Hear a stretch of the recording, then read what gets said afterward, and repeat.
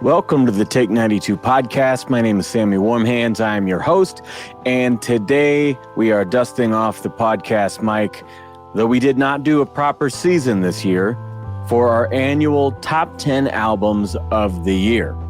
Now, this is a unique episode because this is the very first video podcast on the Take 92 podcast. Video episode, I should say. I can't really edit now because I'm on camera. So anything I say, that's what you get.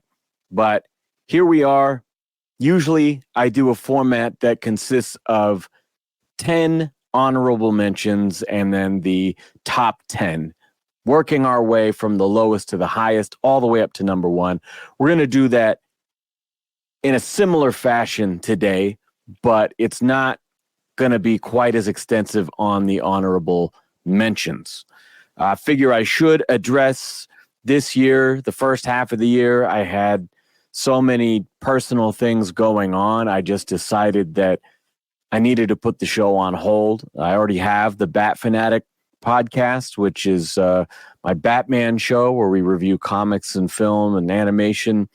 And that has sort of become my main, most consistent show at this point.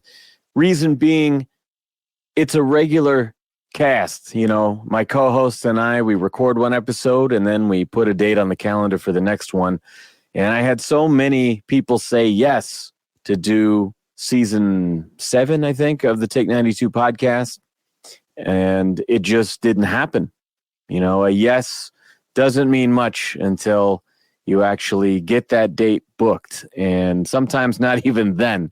We've had some crazy ones. So, yeah, I was going to have members of Rancid, Sum 41, all kinds of great bands. And Less Than Jake was another. And scheduling just did not permit. So, went on a break. I was also going to do, as we did one episode earlier on Dead Fucking Serious, my punk band, I was going to do an episode on the rap album that I dropped this year, but I only did the lyrics, and my other half of the group, Webb the Free Range Human, was going through some crazy personal stuff at the time, and I wasn't able to get him on the show. So felt weird, decided to just skip it. As much as I wanted to really dive into those songs and do a lyrical breakdown, I did not. So here we are. At least we're doing the reflection at the end of the year like we always like to do. And since we are shortening a bit on the honorable mentions, I wanted to first show a couple other musical things that I picked up this year.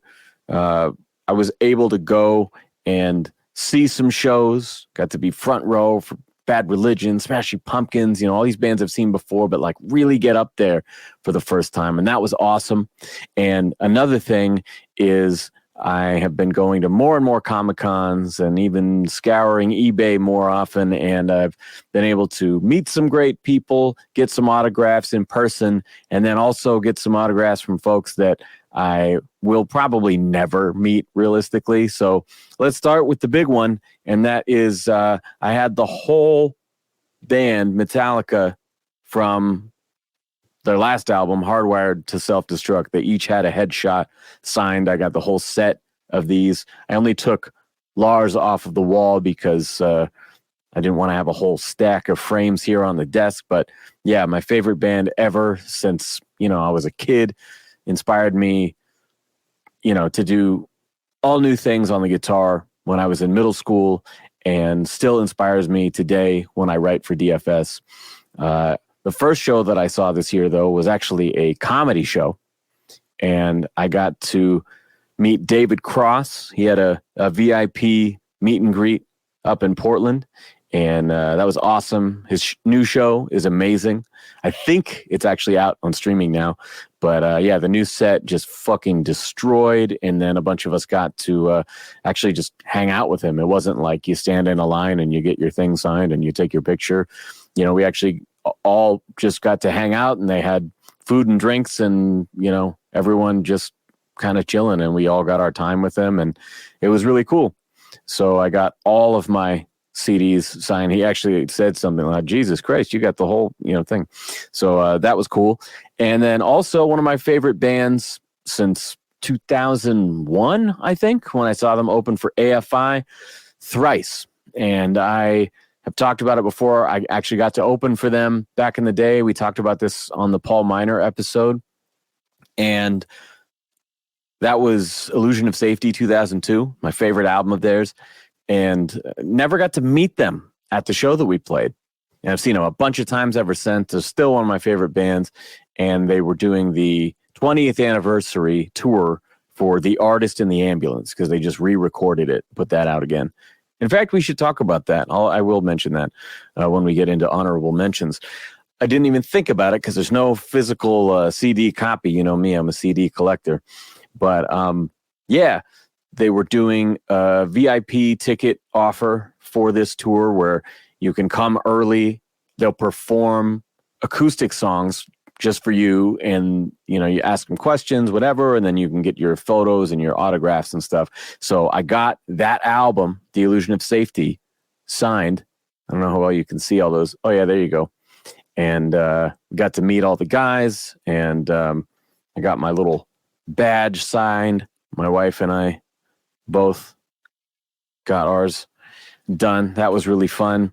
And man, they just killed live. They just destroyed. It was so good to see them playing the old shit again. Another one of my favorite bands from back then is The Living End. They're an Australian band, and they were doing the 20th anniversary, or no, 25th anniversary, excuse me, of their first full-length album, the self-titled one. And yeah, they were offering autographed copies to the first, I don't know how many orders. And so I ordered it right away, just hoping maybe.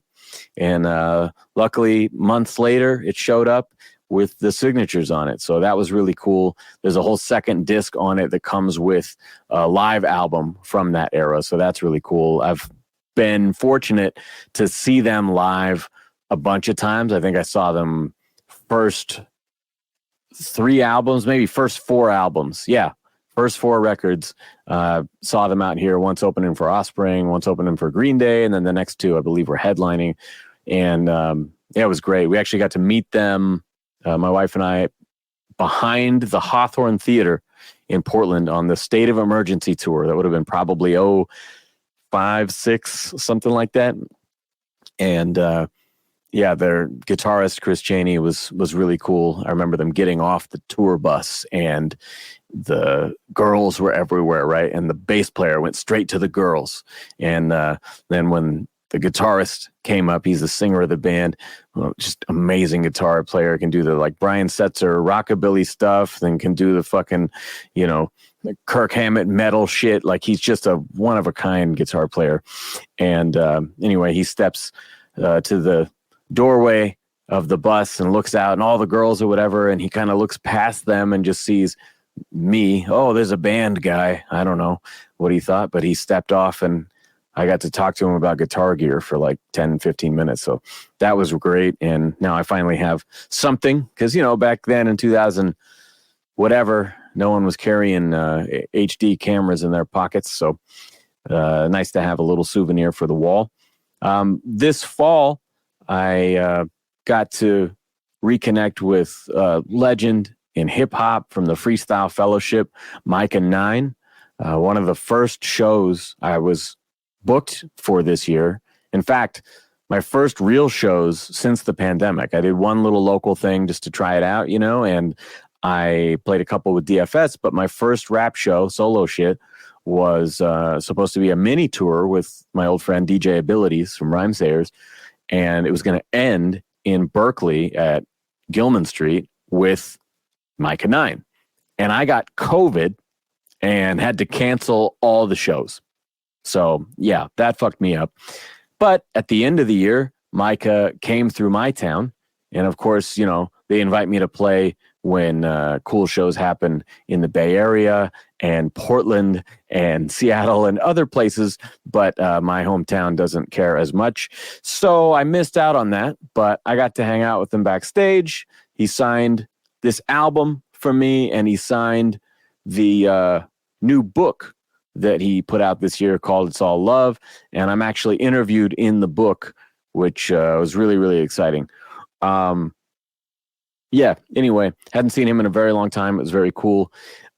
Just want to slip in another couple of Comic-Con autograph finds here. Oh, but first, I will mention my first show of the year is, I believe it's the first Friday in March with Mike and Nine at the Big Dirty, because my dude KI Design, he runs that place and he's got love for me. So really excited to be part of that show. And, we've been doing most of his appearances in this town since like 2012, I think. We brought him in together. He was on tour with our friend Graves 33. And so we've done it at Lucky's. We've done it with the Freestyle Fellowship at the Wow Hall, and we did it with him solo at Level Up, where KI used to work. So yeah, come through the Big Dirty. You get to see one of the legendary innovators of freestyling perform on another level. The dude's just a fucking alien, man. He's otherworldly with his talents. Anyway, couple more things that I picked up autograph-wise that are not comic books, okay? And so one of my favorite movies, right? You know this. The logo is on so many of my old groups' albums, The Illusionist. The logo is on my van, on the doors, and the Grindhouse movies, right? It was Planet Terror from Robert Rodriguez and Death Proof from Quentin Tarantino. They were shot and premiered as one film. And it was the first time I saw a movie 3 times in the theater. I loved it so much.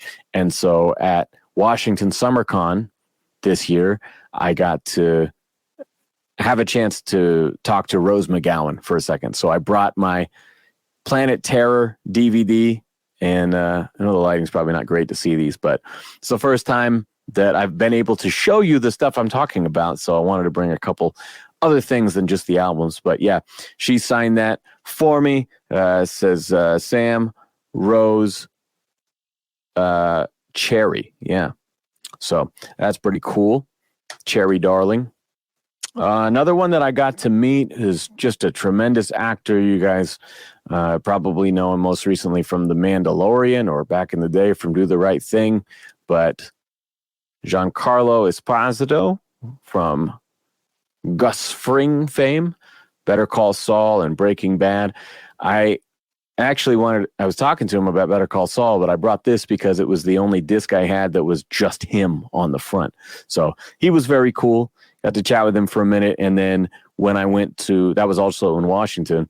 And then when I went to, what was the name of it? I went to Comic-Con in Austin, Texas, and he was also there. And so I didn't pay to meet him again, but he did a panel where he's speaking to the crowd. So my wife and I went and watched him talk for a while, which was all kinds of unique, being in the middle of the strike. So he couldn't talk about his characters necessarily. So it was very interesting to see a totally unique experience with him. And another one, I usually go to Seattle for Emerald City Comic Con, and they were doing a big Scream cast signing, and I wasn't able to go, but I was able to mail in, not a Scream movie, but one of my other favorite movies from when I grew up, and that is SLC Punk. So yeah, that was really exciting to get Matthew Lillard on here, and also like, he's kind of having a little bit of a comeback. He's not a dude you see all the time, but he was in the new what's it called, Five Nights at Freddy's or whatever. That was a pretty cool movie. I didn't know the game, but I had a good time watching it anyway. In fact, I totally thought, I was like, yo, you know how I saw the kids from The Sopranos have been popping up online? They got their new podcast. I think it's called Not Today, Pal. It's a really funny show. And I was like, I haven't seen them act in years, but I saw that kid in the trailer for this new movie. Turns out I cannot tell him and this other dude apart who played Peeta Mellark in the Hunger Games. Apologies, I don't remember either of their actors' actual names. But yeah, apparently those dudes look very, very similar to me because I thought it was the same guy. All right, yeah, you have to watch me take my water drinks here. But anyway, we're going to get to the music now. First of all, I dropped few new projects that I worked on this year. One of them we did an episode on. This is Dead Fucking Serious, Live in the Flesh. This is our first live album. It's my, I don't know, third, fourth, fifth live album, something like that. I forget. I dropped a solo rap one last year. I've done one with The Illusionist. There was a early Illusionist record that had a whole live album as a bonus disc. I've done it a few times, but this one we had mixed and mastered by Paul Miner from Death by Stereo, and he's the one who did our 2022 album, Clandemic, as well as our reissue of the Reclamation EP. He remixed and remastered that whole thing. Sounds incredible. I genuinely don't want anyone else to touch our music ever again. And so we gave him the live tracks recorded here in town at John Henry's by Jake LaRoche, who's an amazing engineer here locally. And yeah, it turned out so good. So happy with it. Check out that episode with the band if you want to hear more about it. We also have a bonus track on there where we covered Metallica, and it was the last track on Master of Puppets, Damage Inc. And we had Mike from Death by Stereo playing the drums, who he had played on Clandemic. We recorded it at the same time. And we also had Jason Milbank from A Wilhelm Scream and Senses Fail on the guitar solo. So yeah, that was a really cool collaboration to do just for fun. That whole album, Clandemic, being made in sort of a pandemic vacuum, in a little bubble, it gave us a little more freedom to play around and do some shit we wouldn't normally do. But next up, I did not get to do the episode on this that I wanted, but this is my first proper rap album in 5 years since Figures of Speech in 2018. This is Sammy Warm Hands and Webb the Free Range Human. It's called Demented Inventive Energy. And if you know anything about us, we love DC Comics. So we did a little homage to that with the logo, and it's the design by Pat Jensen is based off of like the corner box. When you buy a comic, up here it would have like the little DC logo, and then it would have maybe a little drawing of the Hulk or something, and then it would say, approved by the Comics Authority. And so we decided to just kind of take that and make it like the whole art. So he did the whole style kind of like a corner box. And then the back cover here got the bat signal parody with DIE, Demented Inventive Energy. And the whole thing is laid out. Even you can kind of see the edges of other panels that aren't really anything, but we just thought it kept up the whole aesthetic.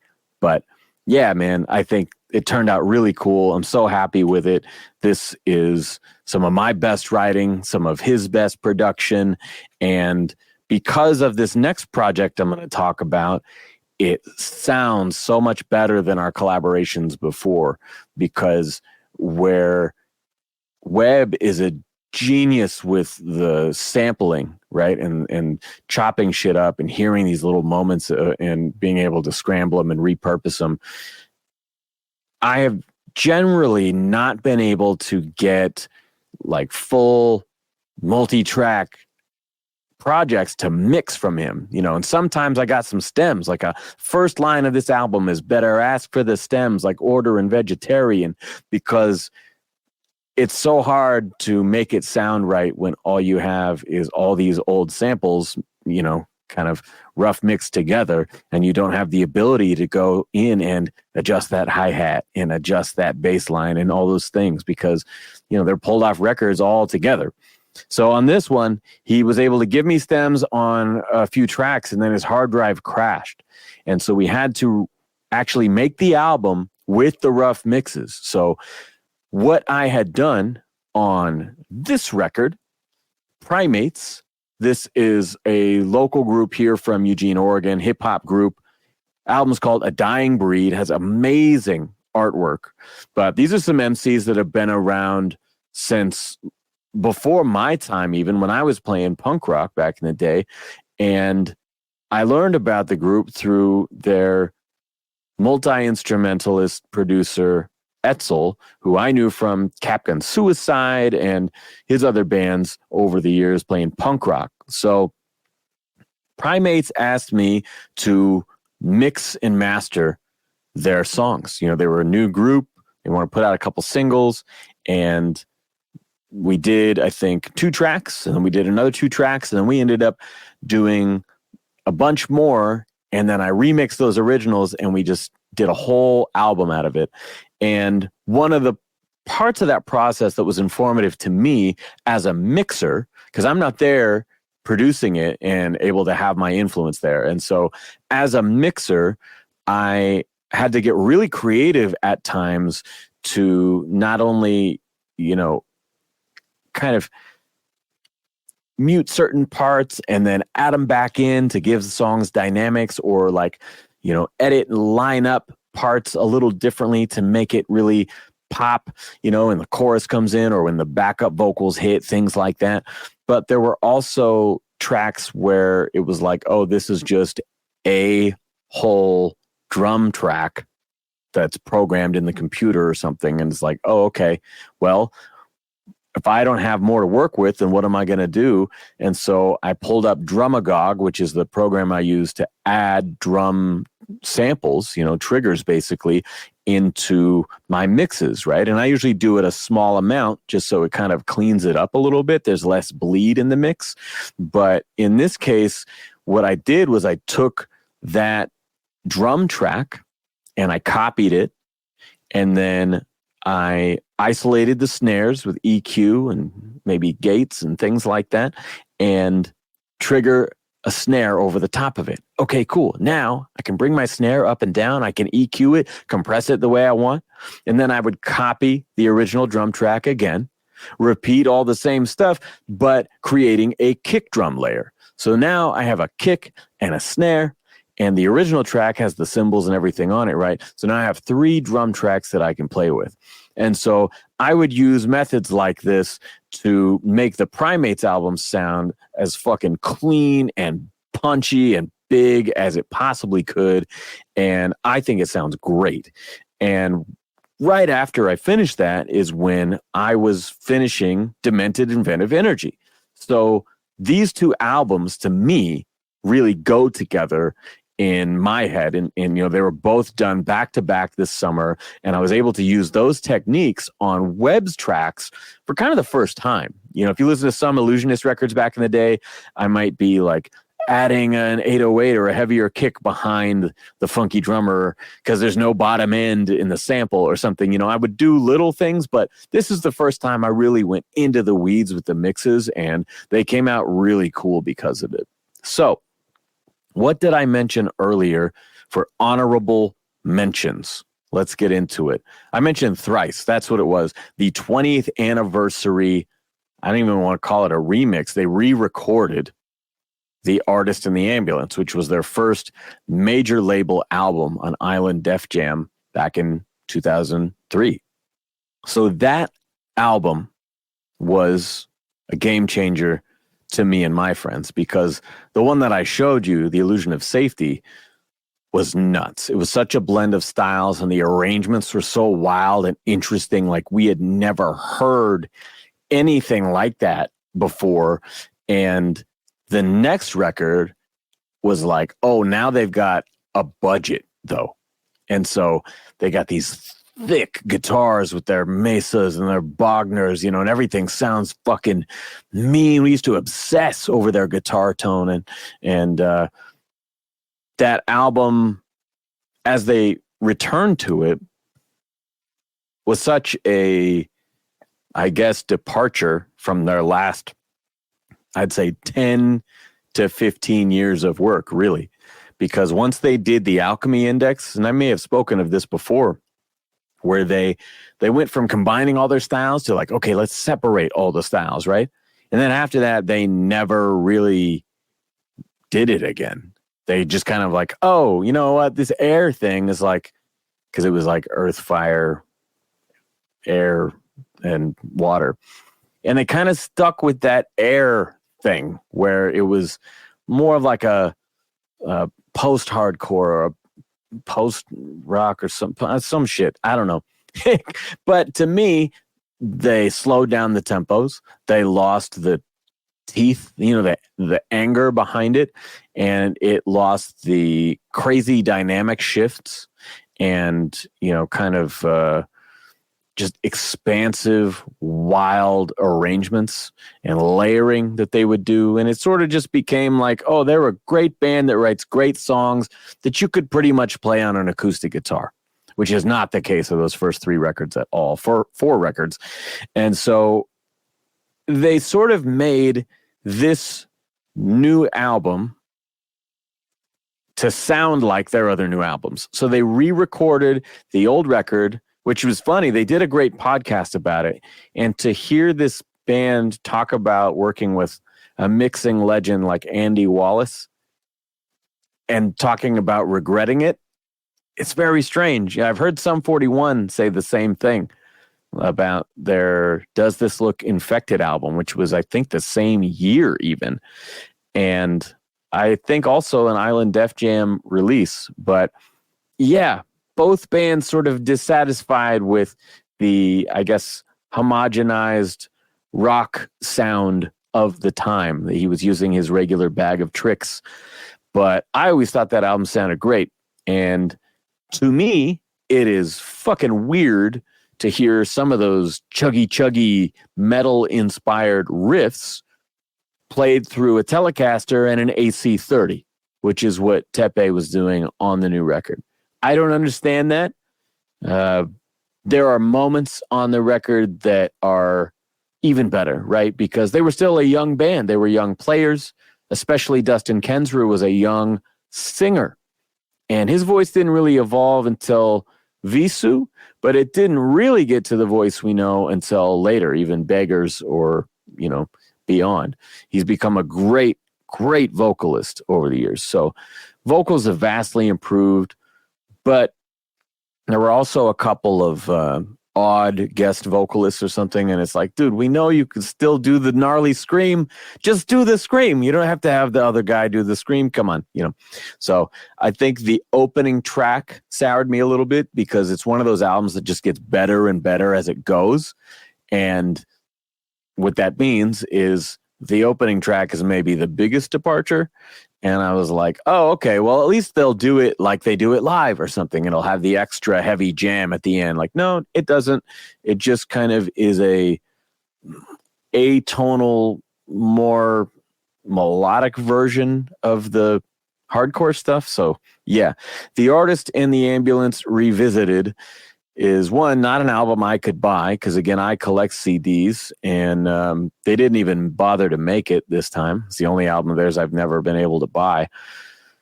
So I listened to it online a couple times, in my wife's car, I think, because she has Spotify in there. And if you know me, that's not something that I like to use. So I listened to it in the car with her.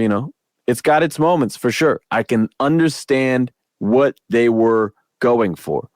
But I also, as a listener and a producer, question some of the choices in if you're going to return to that stuff, at least remember the intent behind it, I guess I would say.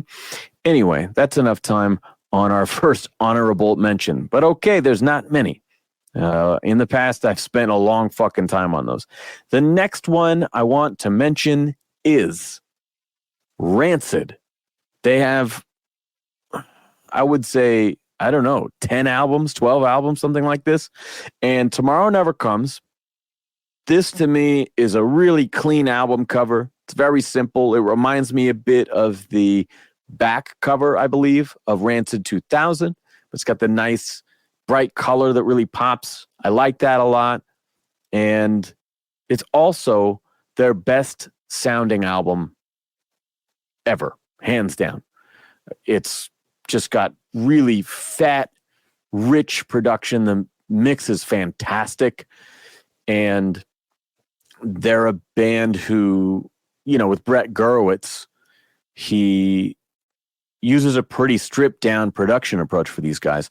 Their last album, Troublemaker, actually shocked me at how good it was, because Rancid's sort of a band that after a certain point, and I would argue after Indestructible, more or less kind of just did what you'd expect them to do, kind of, and settled into a lane. I would say that Tim's priority in the early 2000s was the Distillers. And I would say that Tim's priority in recent years has been the Interrupters. And so in both of those eras, you sort of see Rancid not delivering their peak material. This is a very consistent album. I think front to back, there's not necessarily skippable songs or anything like that, but I mean, there's some odd choices. The second track is called Mud, Blood, and Gold. And that song has this, Tim Armstrong is a unique character, right? It's easy to make fun of his voice, and, people all have their shots at it. I've done it before. This guy I really look up to, but also, he's got some exaggerated characteristics. And on that song, it's very odd because you get a gang vocal, all three singers at the same time doing all the words together. And they're doing it in Tim's weird on and off the beat timing.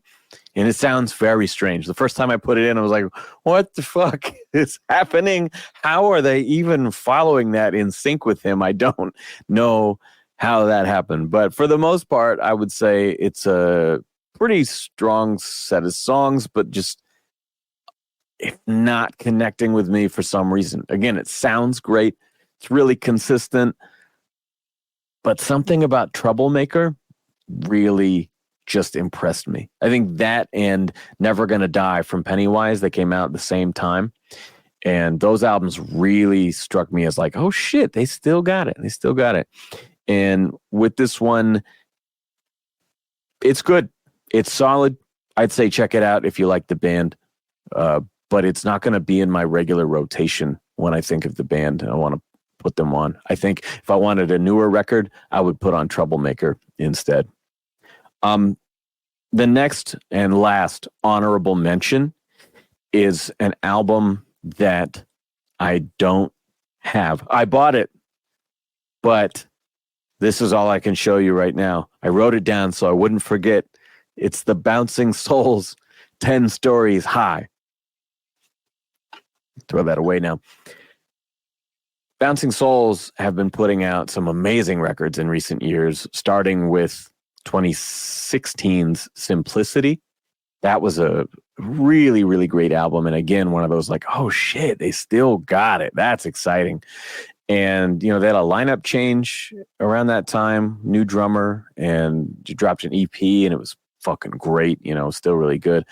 And this new record, 10 Stories High, is a little bit, I would say it's a little bit different because it almost feels more like a concept album. 10 stories being like 10 different tales, kind of wrapped together. There are some songs that are very much like, almost plays out like a scene or something.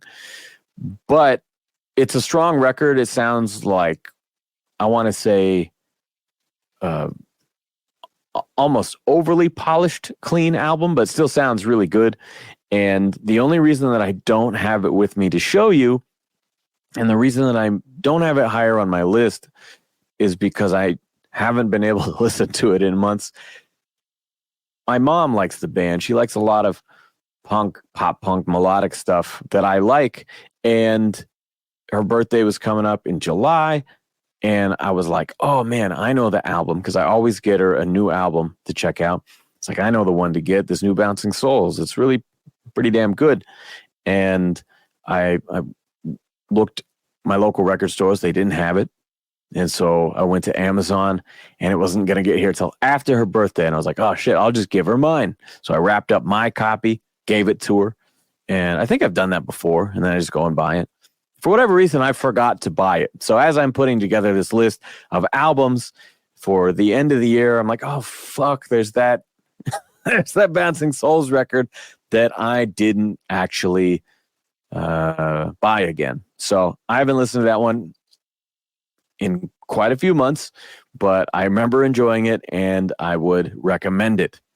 Now, here we're getting into the top 10. I hope you guys like the video format if you're watching it on my YouTube. If not, I'm sure you can just look up Take 92 Podcast or youtube.com/Sammy Warm Hands. There you can see all of my music videos, like documentary shorts, my other podcasts, and yeah, all kinds of shit that I've done. Cover songs, DFS shit, rap shit, all of that mixed in. You can see my new version of The Decline that I filmed last year. That was really cool. Anyway, we're getting into the top 10 albums of 2023. According to me, these are just my personal opinions as a longtime listener of these artists, okay? So, I'm going to, first band I mentioned earlier, and that is the Smashing Pumpkins. This album is another weird name. It's called Autumn. It's spelled ATUM. Their last album was called Sear, spelled CYR. And his last, two solo albums was like Cotillions and Ojilala. Billy Corgan just likes funny looking words. Don't know what to tell you. But this album is quite a story because he was kind of leaking the information on this on his Instagram stories for a long time that Pumpkins did this album called Sear. It's very electronic influenced, got some disco beats and shit like that. And it's totally different style, right? But he wanted people to know we're making a rock record. And it's not just that, but it's a sequel to Melancholy and the Infinite Sadness. And if you've listened to this show, you'll know that's my favorite album from anyone ever. Favorite album of all time, Melancholy. And Machina was their last album in 2000. And like Melancholy, it was conceived as a double. But for whatever reason, as the band was breaking up, the record label had their say, it was released as a single album. And then they put up Machina 2, the second half, online. And it was underproduced and kind of sounded like shit, like they were rough mixes or demo versions or something. Never really happened. But Billy Corgan is calling those two albums and Autumn a trilogy. Now, he was taking Q&As regularly during the pandemic, and I chimed in, oh, that's exciting. Does that mean the new record will have the same kind of sonic variation? I said, like from Stumbling to Tales of a Scorched Earth. Stumbling being a quiet, beautiful acoustic song. Tales from a Scorched Earth being the most gnarly shit they ever recorded. Distorted vocals, 100 guitar tracks, screaming, just nasty, insane, pissed off shit, right? He responded by putting up a little cartoon or an emoji or something of a zombie, because he calls the people that asks him for Siamese Dream Part 2 or Melancholy Part 2, he calls those people zombies. I don't know why. They're stuck in the past, some shit. That's what he calls them, and that's what he called me. And I thought, well, that's weird because you're the one who brought this shit up. You're the one who said, I'm going to make a continuation of those records, right? And I think it's fair to say that Machina also has songs like Cash Car Star and Everlasting Gaze. It's got some really some of their heaviest, gnarliest shit ever. And that's not really been where they've been at lately. So I was very interested. He's become a much better singer. I will disagree with the consensus that his voice has gotten worse. I do miss the angry snarl, but his control of his voice and his falsetto, his vibrato, like his technique is so much better. Just listen to that solo album, Ojilala, is by William Patrick Corgan, is the way that it was branded. But listen to his singing on that record, better than anything he's ever done. It's amazing. And a lot of people do have issues with that, and I take exception with it. I think he's put in a lot of work to improve his voice over the years, but he has not had that angry side. I think we got one track when they brought James Iha back into the band. There was one song on that 8-song record, Shiny and Oh So Bright, that had a pissed off, snarly Corgan voice. I'm like, oh my God, I haven't heard this since the year 2000. So fingers crossed, they're dropping a third in the trilogy, as he's calling it. And not only that, but it's 33 songs. It's a triple album, 3 discs.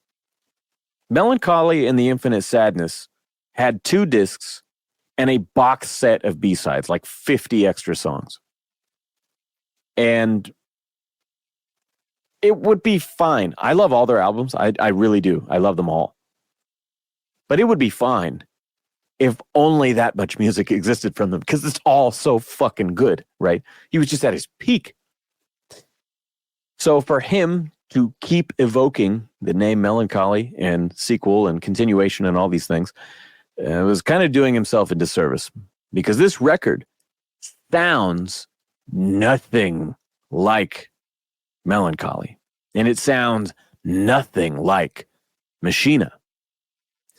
And it kind of bummed me out, because it turns out the connective tissue is actually the least recognizable thing about that album.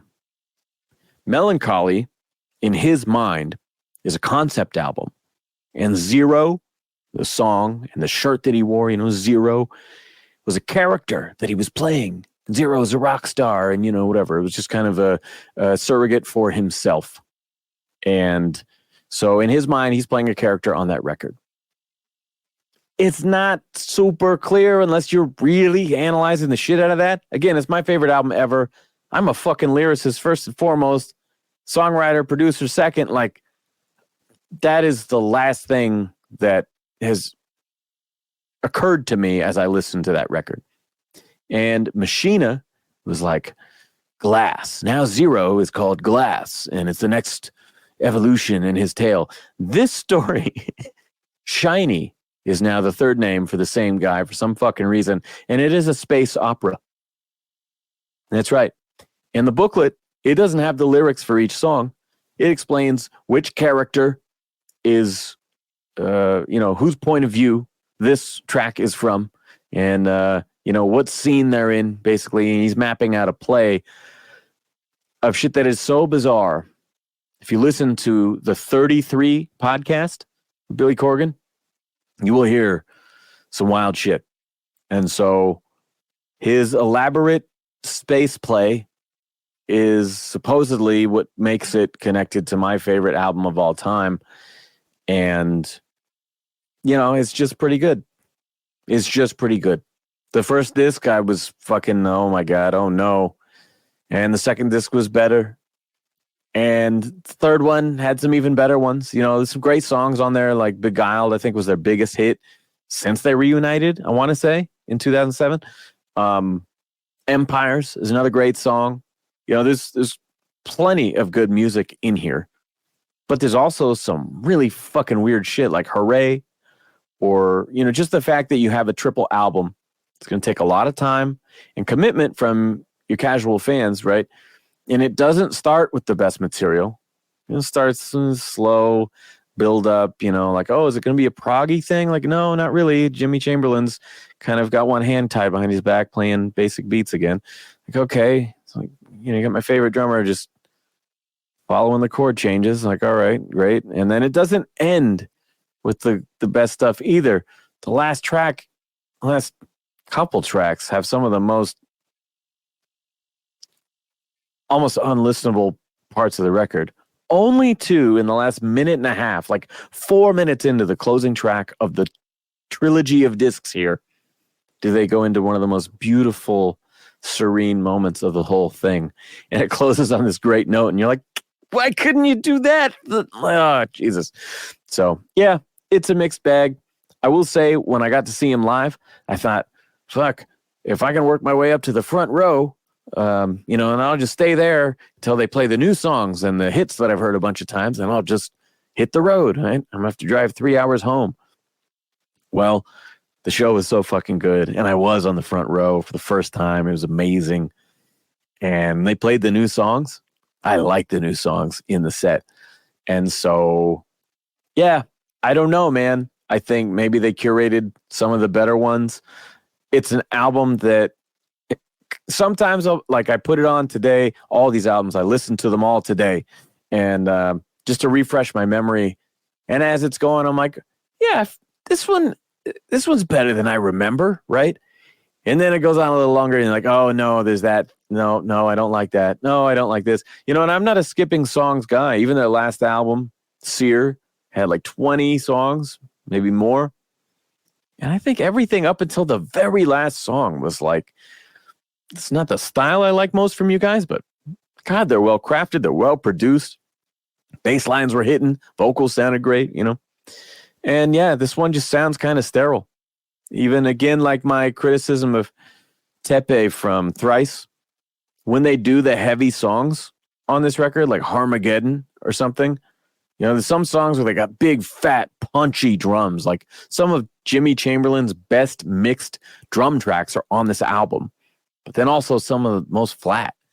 And on some of those heavy songs, it's like Billy Corgan isn't using his rig. It sounds like he just plugging in, using an amp simulator. And I don't believe that's the case, but they're just kind of fizzy and flat. And this is a dude who, I bought my first Mesa dual rectifier because of how gnarly Billy's sound was. And, he was a primary influence in me developing my own sound as a guitar player. And if you go watch my Stolen Song sessions on YouTube for Smashing Pumpkins, I did a whole tribute album of theirs. And I try to duplicate that guitar layering from Melancholy and make it sound fucking gnarly. Or my album, Asshole Extraordinaire. I would literally layer 20 guitars at a time in certain parts because I wanted that disgusting guitar layering that only Billy Corgan and Trent Reznor, in my opinion, have achieved. And so it was disappointing for a guy who I really respect his ear and the sounds he goes after to, even when he did deliver some of the heavier songs, still, it just wasn't the same. It just didn't do it. So, yeah, it's interesting to me as I do these top 10s, when I'm reviewing them, I sort of need to justify, I guess, why it's not at the top of the list. Like you would think, second favorite band just behind Metallica, right? I would be singing its praises. Sequel to my favorite album ever. You'd think I'd be, and I was very excited and I was very happy to see them live. But yeah, I'm going to give an honest critique as to why these aren't higher on the list. So next at number 9 is perhaps my favorite rapper alive, Black Thought, Glorious Game. And this was done with a guy named L. Michel's Affair. I don't know this guy. I think he produced all of the beats on there. And it's kind of like Cheat Codes, Black Thought, and Danger Mouse. He seems to be doing these one producer team up solo albums or duo albums.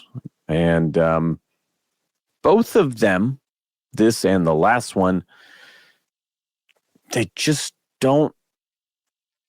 Let me put it this way. When I first heard The Roots, I don't think it was even Things Fall Apart. It was like earlier stuff. And my bass player, Chris, was like, oh, check this out, man. I found it's like a hip hop live band. They're so good. He put it on. I'm like, I don't know, man. This shit's kind of mellow for me. It's a little too laid back. And I didn't really want to hear jam like a rap jam, and that's kind of what it felt like. And it wasn't until Rising Down when I heard the song 75 bars and Black Thought was just going in. And it's a funky, hard-hitting beat, and he's got that edge to his voice, that signature fucking rasp that he has like on all of his features, and they're high-energy songs, and he's just going nonstop. I fucking destroyed it, like I'm like a niece. What was it? I'm like a haystack. Try to find a needle up in there, like he just going on and on with the wordplay, and again, some of those features that he did around that time, like on Ghostface or in more recent years, like on Pharoah Monch records, like he's popped up in a lot of places and always delivers, But I like the hungry side of him. And so these last couple records, this one again is a little more laid back and it's a little more comfortable, maybe a little more introspective, which is cool. There's some good shit on here. I wanted to point out a song like That Girl, really great song. The kind of lyrics that you would hear on a Roots album and be like, oh yeah. And I wonder if his role in the Roots was, he was the resident MC, right? Or is. But on those last few records, there were so many features, not just Dice Raw, but like lots of dudes popping up all over the place. And it kind of got to the point where he was like almost a guest of the Roots as well. And so all he would have to do is come in real strong for one or two verses and he'd fucking own the track, And so what I wondered is, as he's doing the solo records where he's the only rapper, save for maybe a feature or two, how does that change his perspective on killing the song, right? And there's some of these tracks where he can really stay on topic from start to finish and give you a story arc, and it's fucking great. But, then there's other songs that are just solid and it's fine. So I think That Girl is a great song. The Weather, I think, is another song where I credited Epic Beardmen, Sage Francis and B. Dolan, when they were on this show, for doing a song that had multiple tempo changes and shit in it. And this song, The Weather, is one where Black Thought plays with the same shit. And the production is very inspired on this one. And the way that he's able to jump around and not make it like when Epic Beardmen did it, the song Shin Splints, the speed up was made to create anxiety and tension in what they were talking about in the song. And this one almost feels more seamless. The way it kind of ramps up and then drops back down. It's a really smooth and clever song structure in this song. So I would definitely recommend this album. I think the only thing I didn't care for is the title track chorus, Glorious Game, featuring Kirby. I don't know who that is, but there's sort of like a baby talk thing going on with this. And I'm not going to emulate it for you, but if you listen to the song Glorious Game, you'll know what I mean.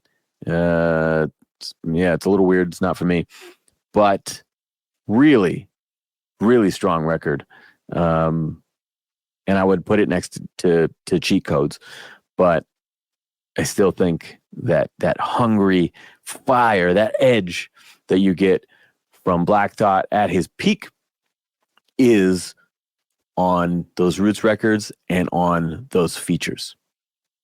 Next, at number 8, is maybe the most hyped up album, and I don't mean that in a derisive way, but the most anticipated album of this year, at least in the punk-related circles, and that is Blink-182, One More Time. This was the return of Tom DeLonge to guitar and co-lead vocals after Matt Skiba held it down for the band for a long time. And they sort of did what the Red Hot Chili Peppers just did to Josh Klinghoffer a couple years ago. your main guy leaves and the band wants to continue. So, they bring in a friend and he does everything for them. They make 2 albums together. Both bands did that. Toured a bunch, and then once the original guy wants to come back, it's like, okay, well, see you later. Thanks for trying. And I think it was more amicable in Blink, but that's basically the parallel story. The main difference, of course, being that Mark Hoppus was diagnosed with cancer, and I believe this was smack during the pandemic, like 2020-ish.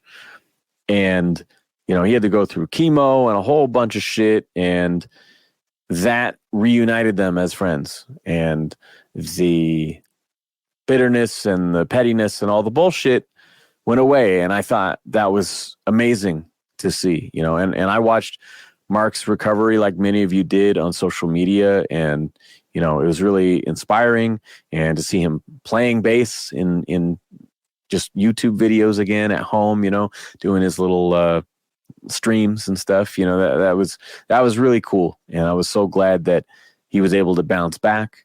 And they had done those 2 Matt Skiba Blink records with John Feldman from Goldfinger. He's a great producer, and he co-wrote most of the songs on those albums. So if you listen to the late 20-teens Blink albums, 9 and California, and then you listen to The Knife and, what was that last Goldfinger album? It's one of my favorites of the year. Now I can't think of the name. But yeah, if you listen to those 2 Blink albums and the last 2 Goldfinger albums, they have very similar sounds. And Travis Barker even plays on some of the Goldfinger stuff. And, I think some fans didn't like that it was a little bit homogenized, like they're sort of rubbing off on each other and doing a little bit too much of the same thing. I thought California was a strong album, the Skiba. And then they just got really, really poppy. Feldman uses a lot of auto-tune. There's never a moment where the guitar riff just plays. It's always got to have a whoa or an oh or some big sing-along. Like, I can't imagine playing those songs live because you would never just get to breathe for a second. You're always straining your voice up and down. So this new record was produced by Travis Barker and the return of Tom DeLonge. And so for a lot of us fans, that's very interesting that maybe, though the late Jerry Finn will not be around to produce, maybe the band doing it themselves is the best thing we could hope for. And when it came out, I think there was mixed feelings on that. Some fans thought that, Travis lost his signature drum sound, that he used, too many studio tricks, like I talked about, blending in samples and stuff to make it, you don't want to compress the fuck out of it. And most records are super compressed. And so, that's one way you can get away with not compressing it as hard, is to record your kit ahead of time. And then as you're playing, blend in those kicks and snares so the hits are even. That's a trick that a lot of people do use, I should say. And I think his drums sound fucking great, because I was always of the mind that he had that poppy piccolo fucking ska snare on those early records. And I remember reading about there'd be arguments between Jerry Finn went, tune that fucking thing down. And then Travis would tune it back up. He liked that smack. I think maybe it's that marching snare thing. I don't know. But this record, to my ears, sounds like really punchy and tight on the drums. And I fucking love it. You miss a little bit of Tom's signature guitar tone when he returned, because again, he had a really unique Mesa sound that on their classic records was phenomenal. But if you ask me, overall, I would say I prefer this sound to their untitled record, or the self-titled record from like 2003, 4, whenever that was, when they kind of made a little bit of a departure in their sound. And, it was more room mics and ambient shit. And I think what's cool about this album is that it's one of those rare times when a band that's been around a long time can pull out a little bit of everything in their career. I think Green Day had an album like that. It was Revolution Radio. You can hear a little bit of every era of the band in that. I think Metallica had that with Hardwired to Self-Destruct. You hear everything from, Kill 'Em All inspired shit to Load Reload. It had a little bit of all the things on there. And I think it's really special when a band can do that. And especially in these circumstances of reuniting these old friends and doing it one more time, as the album says, man, I think that they really delivered. I really do. It's one of those things where they can embrace the sort of, I guess, more indie influences or mellower. I don't know how to describe it. This is not my fucking thing, right? When they kind of became almost an emo band or associated with that kind of scene, the Untitled record, Neighborhoods was a great album, but it has some of those elements, I guess when Tom went Angels and Airwaves, right? Got a little spacier, a little different. And this album starts with the fast shit. It's got a couple 20, 30-second songs on there. I love that. I was happy when they did it on California. I'm happy about it now. And it's got great lyrics from both of them. They talk about the things that they've been through, the time they've spent apart and getting back together, all of those things. There's a great line in the title track, One More Time, where it said something about, it shouldn't take sickness or airplanes falling from the sky. It's one of those looking at everything they've been through and man, why do we waste those years feuding with each other over some bullshit? And so I think Travis Barker being always kind of the Kirk Hammett of the group, he was the neutral one who had relationship with both of them, even when they weren't speaking to each other. I think he really has the biggest role he's ever had before. Not just because he sang backup vocals in a couple parts and, not just because he produced the record, but, they're mending their friendships and rebuilding their lives. And Blink was a huge fucking thing, man, when I was growing up. So it is really cool to see them reclaim the throne of pop punk. I even saw that they played some big festival with Green Day and that a not small fraction of the crowd left after Blink. And that's pretty crazy because Green Day has been pretty much unrivaled as the biggest band in the genre for fucking ever, since American Idiot, really. Because American Idiot was right after those big Blink albums, and kind of when they would begin to separate and go into obscurity. So, yeah, I think there's some great shit on here. My favorite song is Bad News, breakup song. Another clever subversion that they do is I think there's songs like this where Mark is singing a breakup song and he's a happily married man. And yet we know that Tom went through a divorce. And so it almost feels like Mark is writing for Tom, but he's going to sing it for you. And there's times when Tom does the same for Mark about the things he's been through with his health and stuff. And so, yeah, there's some really great moments on here. Terrified was a Boxcar Racer song that they never finished and became a Blink song. Yeah, there's lots of good shit in here. So I would only slight it for the auto-tune. I don't know why. That's the one thing from Feldman that they kept. But, Travis Barker's taste in rap music, for example, is the shit that I hate the most. And I think having him as the producer, it's like he's coming off, didn't he produce that Machine Gun Kelly pop punk album where it was the same thing? It's really, really overproduced, especially on the vocals, because everything's fucking auto-tune. Hey, use your pitch correction, by all means, but don't make it sound like T-Pain. And some of these songs sound like T-Pain. But anyway, strong record. That's really the only thing I would fault it for.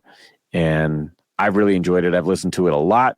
When it first came out, I thought, damn, this might be in contention for album of the year. But as it stands today, when I put together this list and listened to everything real quick, I'm thinking it's a strong number 8 at least.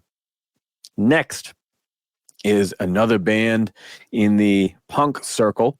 This is a band from Australia, and they're on Fat Records. I believe I reviewed their last album on the show.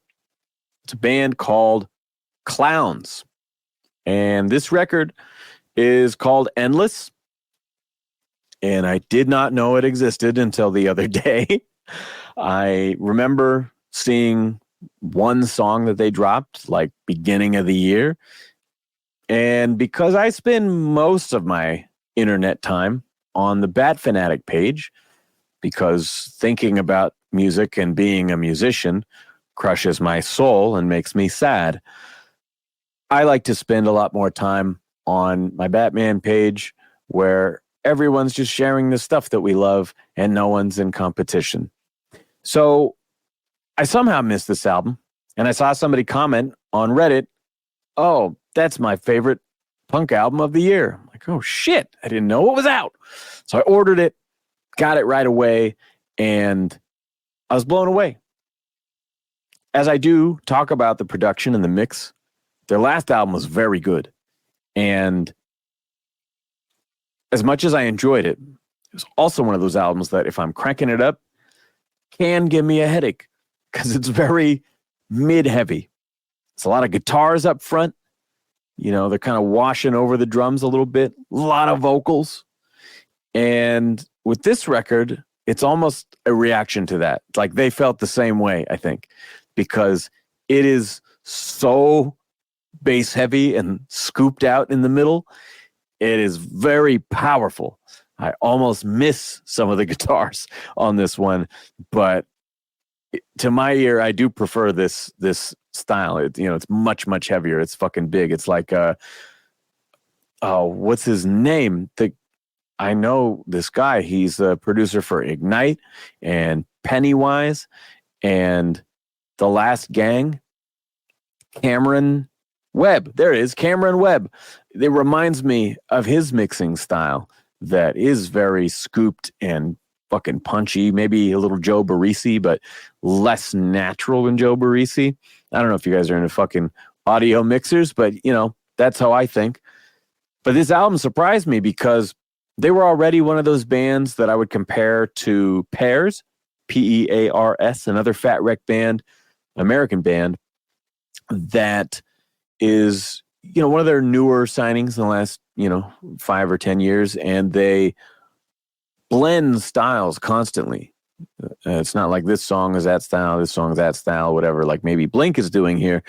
It's really fucking like hard turns and mixing stuff like those early Thrice records I talked about. But Clowns inserted some very heavy thrash metal shit on this album, Endless, that was not there before. And I am all about it. I could not be happier. Those parts surprised me. And genuinely, I was driving around. I was a delivery driver this Christmas season. And I was listening to music all day. Got this, great stereo in the van with the big sub and everything. And I put this record on and I was like, Jesus Christ. And I remember the song Death Wish came on and you get this long growl. By the way, the album opens with perhaps the longest recorded scream I've ever heard, to the extent that I would love to see a video of it being recorded, because I almost don't believe that it's real. But when the song Death Wish came on, it had this like a low metal growl or something. I was like, oh, that's different. And then it goes into this fast fucking chuggy, thrash metal part, and it's got dive bombs and guitar solos. And I'm like, this is fucking great. It's like they went full propaganda Slayer shit on this one. You know what? It's actually got elements of like Power Trip. That's what I would say it reminds me of at times. And yet it still has the catchy melodic punk stuff. And, lyrically, the band is still super like funny and confrontational and cynical. I haven't sat down with the lyrics, but if I'm hearing it right, there's like I would say common diss, if someone would say something like, oh yeah, I was fucking your mom last night. You would, oh, what are you talking about my mom, right? I'm pretty sure there's a song on this, The Bisexual Awakening. Is that the name? Yep. Where he's talking about being bisexual and therefore like, I'll fuck your mother, I'll fuck your brother, I'll fuck your whole family. I could be misreading that, but based on some of the shit that they said on the last record, I'm pretty sure that's what I heard. Anyway, it's really funny. It's got a great album cover. Again, super over the top metal shit. And fucking it sounds massive. It's fast. It keeps you guessing. But there's one downside, and that is it does not have a strong ending. There is a bunch of nonstop hard hitters, just bangers after bangers. And then the track Quicksand, which is second to last. We lead into it at this big, like, enough is enough. Would be a perfect ending. Just stop. I like a short punk record. But what they do is they almost make an intro. To me, it makes more sense as an intro. It's like a very quiet, I think, acoustic thing. And it drags out for a little while, and then it suddenly ramps up, and then, oh my God, it's a fast punk song. And it's pretty cool. I don't dislike the song, but I question its use as the back end of the album. And then on top of that, I would say the last track is probably one of my least favorite things on any of these albums we're going to talk about. It is like a 10-minute spoken story of some old-timey bank robbers or some shit with the band playing behind it. And I'm not opposed to a very long song. I'm not opposed to a story in a very long song. But unless it's like Weird Al's Albuquerque and it's really, really entertaining, I don't know how it belongs on this album of short, aggressive, spastic energy punk songs. It doesn't make any fucking sense. It's really out of place, and it bummed me out at the end of the record. So that is the only reason this isn't very high on my list, because holy shit, that is a good album. So what are we at? 10, 9, 8, 7. Clowns is number 7.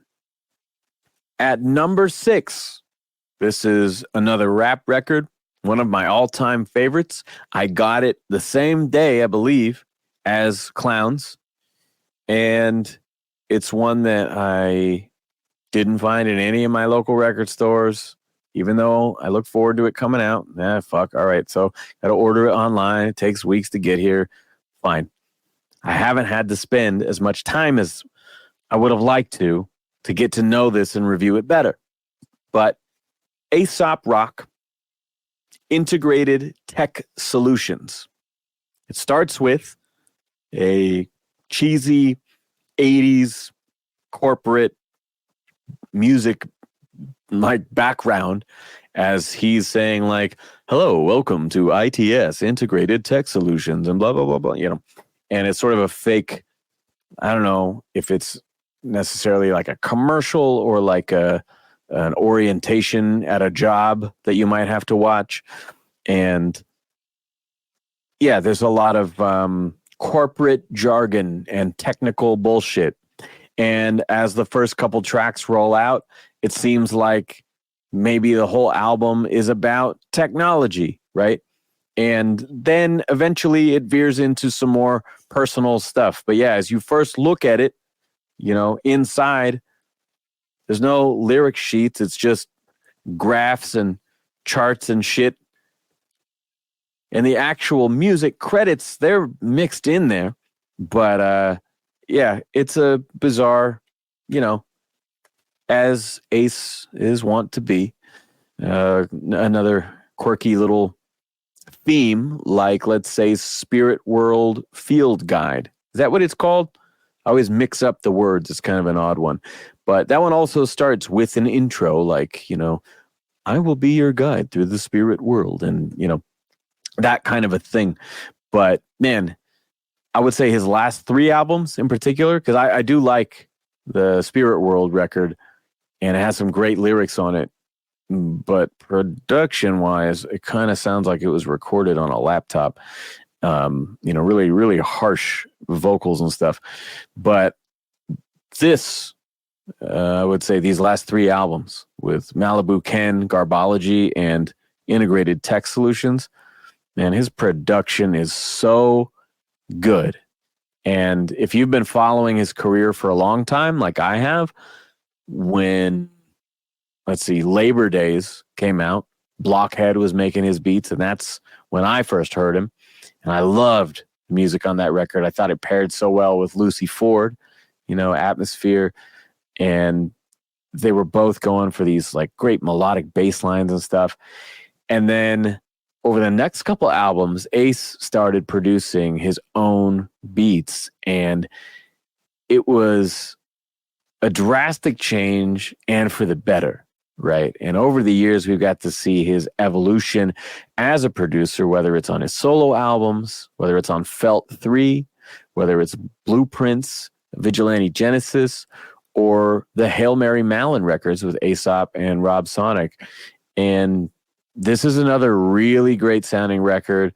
The beats are great. Like, even a track on this that's another spoken track where he's actually talking about his recent discovery of Vincent van Gogh and how he may have changed his perception of his work just from one particular painting. And a spoken interlude or whatever is maybe something that you might skip, but I actually really like the story. I even said was it on this record? I don't know. I said, Vincent van Gogh, I'm undersold. When I turn to dust, though, the rest will know. Oh, yeah, it's on this record. I think it's the song Spotlight on Demented Inventive Energy. But, yeah, when I say Vincent van Gogh, I'm undersold, it's because we talk about, as Ace does here, that Vincent van Gogh is now world-renowned, but at the time, he died penniless and unsuccessful and, in general, kind of shunned for, losing his mind. And then he only became appreciated, his work became appreciated after his death. And yeah, I think that it's cool that he discussed that a little bit, even if it wasn't necessarily in a rhyme. But my point was, he's got so many great beats that he can put this awesome, funky track behind that little story that he tells, and in a way, just kind of throw it away. Like, I'm listening to it in the background going like, oh man, you could flow this pattern over it. You could fucking ride the beat like this. And he has got so many bangers that he's just content to like, oh yeah, I'll just drop that behind my Van Gogh story. That'll be fine. And so, yeah, great beats on the record.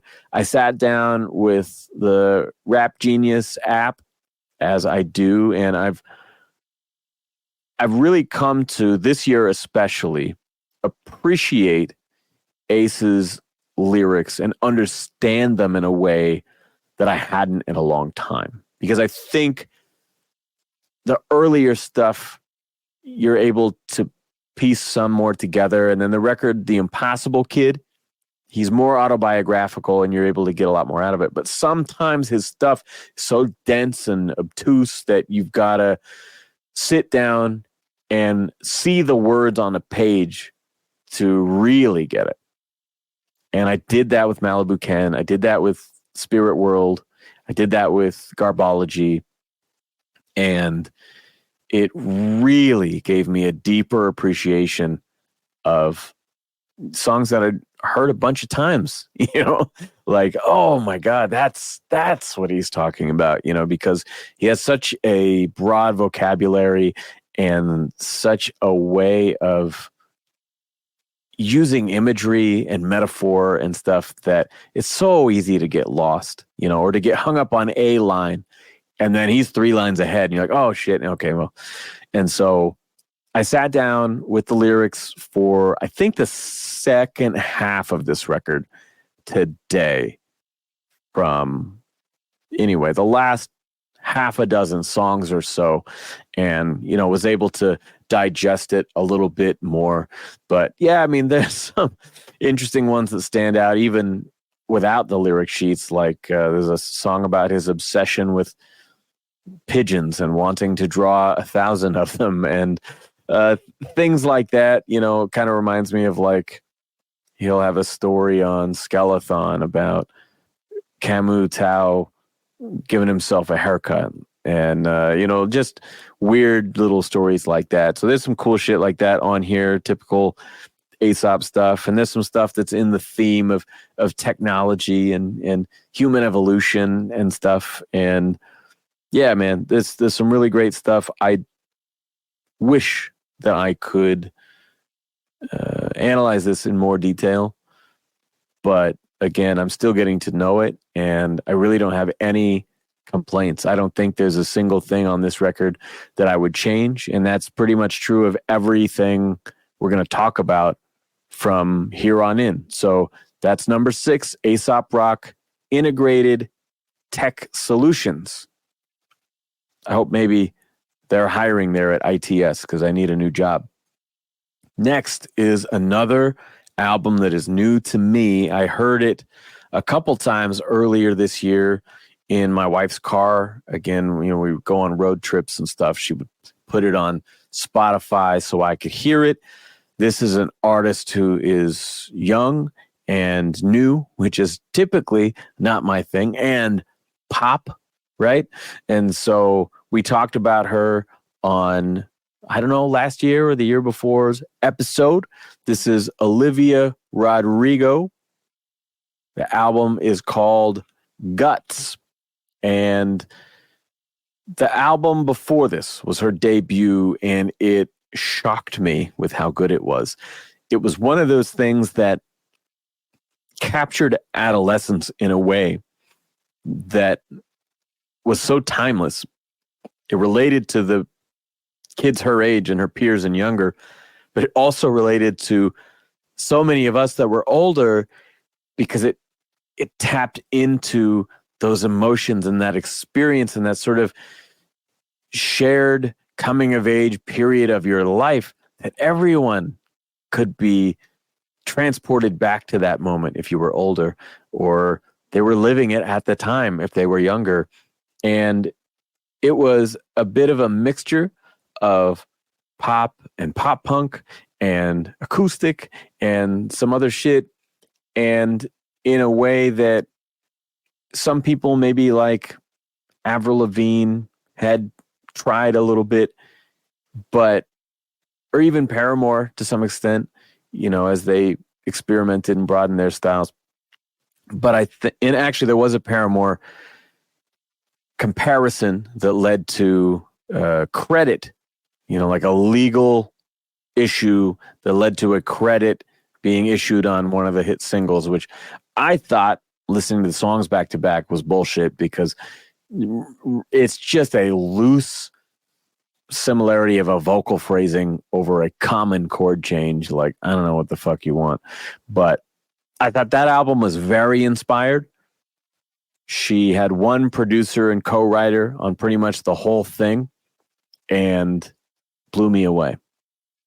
When the second one came out, I watched, I think it was the first music video, and it was called Vampire. And that song, once again, fucking blew me away. The video is great. It's like this whole metaphor for the music industry, kind of taking advantage of her youth and her naivety and sucking her dry and then discarding her afterward, And the song was actually shocking to me because it has this incredible dramatic crescendo into the chorus with these soaring vocals. I mean, she's a great singer. I think if you don't like the fully produced versions, which I really do, but if you don't, look up her NPR Tiny Desk concert. And it's very clever because her big single at the time was called Driver's License, and she filmed it at the DMV. They filmed the Tiny Desk concert at the DMV. It was fucking perfect. Her band is great. It's very stripped down and it's live. So check that out if you're not on board with Olivia yet. But I watched the video for Vampire. I was so impressed by the song, and that chorus just pulled the rug out from under me. I actually thought, oh no, they should have saved that. The song is fucking perfect. It's amazing. And it was such a big payoff so early in the song that I actually felt like, oh man, they should have put another verse in there before they gave it to us, or given us like half a chorus and not give us the big peak moment, because oh my God, it's so powerful. And you only hear it 3 times in the song, but I thought, wow, that is such a sledgehammer fucking chorus that I almost wish that they teased us a little bit with it. But great song. And then the next song was Bad Idea, right? That was the next video that I saw. And it was very teenager talk, not even rapping, but just, yeah, kind of talk rapping over the verses, and very like juvenile, stupid decision making kind of way of like, oh man, I fucking know I shouldn't be doing this and it's self-destructive, but I'm going to do it anyway. And man, this guy sucks, but he's so dreamy. And man, I like him, but I also want to destroy his life. And then I want to win him back after I do that. And, I guess I'm mixing that up a little bit with Get Him Back. But both of those songs have a little bit of that. But I think it was the whole spoken, rattling all these thoughts, kind of unhinged and atonally over the song that was like, I don't know about this one. And so when I finally heard the record, I was a little bit reticent to accept it. I was sort of cautiously optimistic at that point because the first song was a knockout. And then I'm like, oh, I hope there's not much of this, And I think I haven't listened to the first record in a minute, but I think it's fair to say that she did a little bit of that in the past. But the album as a whole is a worthy successor to an impossible debut album to follow. That wasn't the best sentence structure, but you get what I'm saying. I genuinely feel bad as someone who's struggled my whole life to just break through on some small level and make a living from music. I also feel bad for young artists in particular, but anyone who has a first album that's fucking huge, that is ubiquitous all around the world, everywhere you go, huge, because how do you follow it? Everyone's going to expect it. And if you can't deliver that same thing, then what do? And so you could go, Beastie Boys did not deliver License to Ill again. They delivered Paul's Boutique, and it was a commercial flop. And they didn't even get to tour on what's now considered maybe their most iconic record, or one of them. And you could look at a more recent artist like Lorde, had a massive debut album, and that song was in every movie and commercial. And then the second record came out, and it's no more like dark goth girl pop. It's like bright and sunny and colorful, and everything's different. And it just isn't the same thing. So how do you beat the sophomore curse? And in this case, I really think that she's done it. I think this is a very strong record. Maybe the only thing I could fault it for is lagging a little bit in the second half. I think they drop Get Him Back at just the right place to kind of energize the back half of the record. But I think we need another one of those. Or I think Vampire could be moved towards the end. What we do get, Teenage Dream closes the album, and it's a quiet acoustic song, and it's reminiscent of the closing acoustic song on the first record that was, I'm like, I hope that you're okay. I think that was the name or something like that. And, there's great lyrics on this whole record and great vocal performances, very interesting chord changes and great sounding production. The song structures are interesting. And I think what I've come to appreciate about her as a lyricist is I started to think this feels a bit like a journal, a diary, something like that. And I'm like, no, that's not quite right. Because there's something almost less premeditated about it. It's both artfully written and very, very deliberate, very effective songwriting. And yet it feels like there's an instantaneous stream of consciousness thing happening here. It feels like we're in her head because she's able to write not about experiencing something, not about reflecting on it later, but to act on, but to embody those moments where you're actually in your own head, going back and forth, feeling conflicted. She's kind of able to do it all, but really bring it into her point of view like you are in her head in that moment.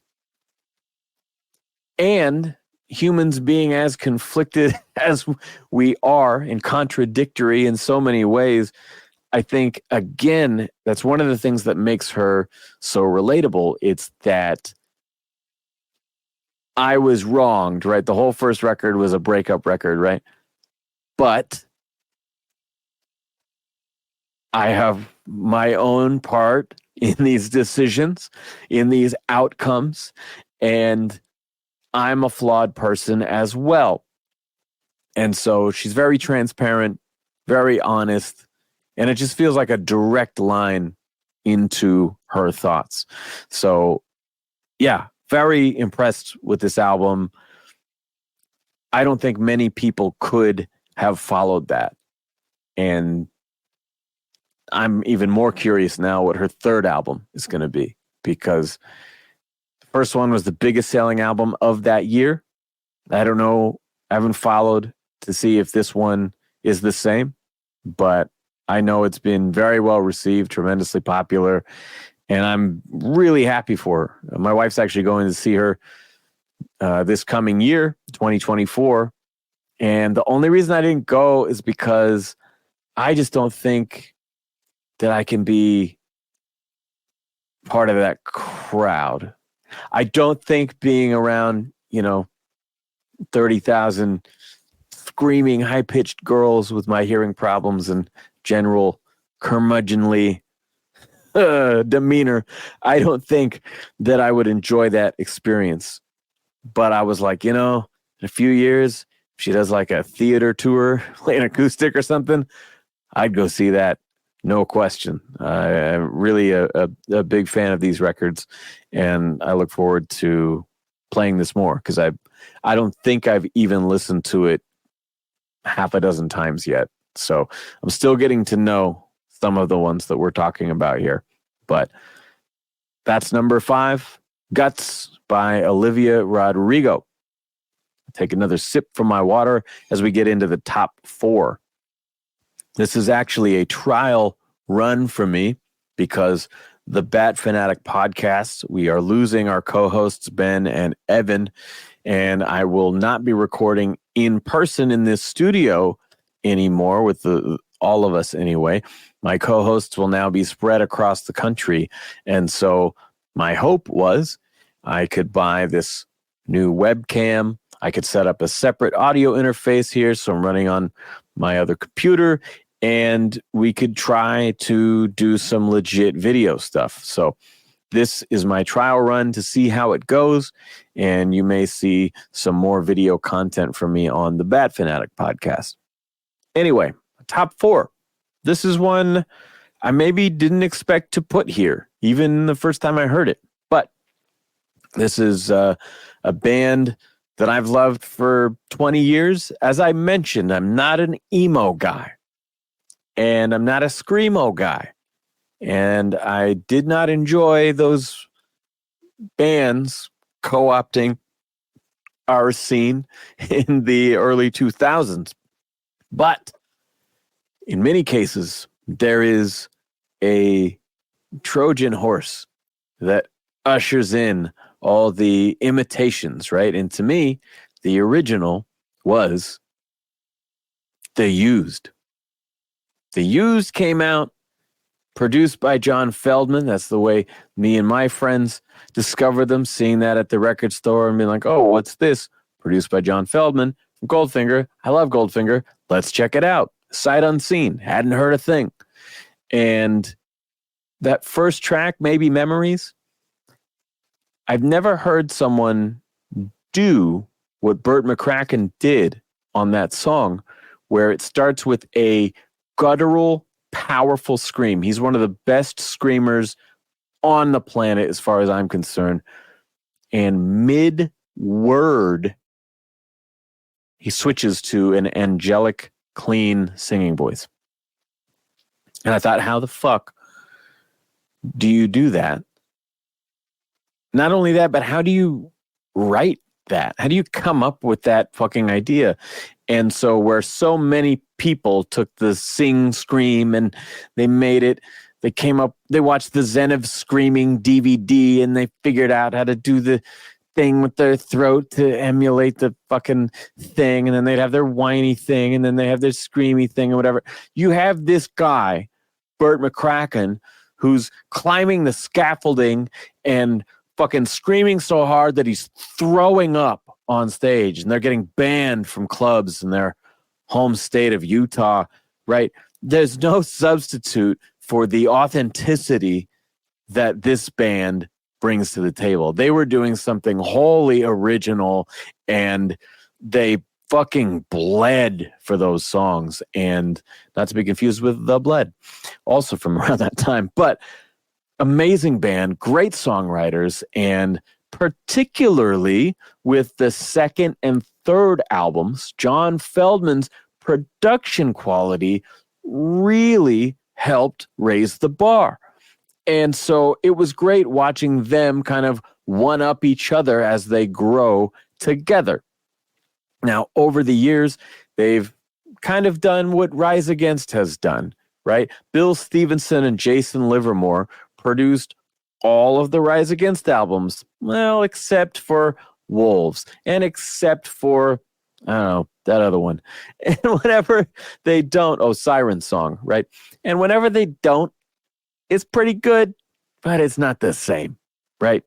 And so when I heard The Used had a new album and it was recorded during the pandemic, and Burt was talking about how he was going through so much and had so many things to get off his chest, and it was a dark period for him, and he was really proud of the writing, and that they reunited with John Feldmann.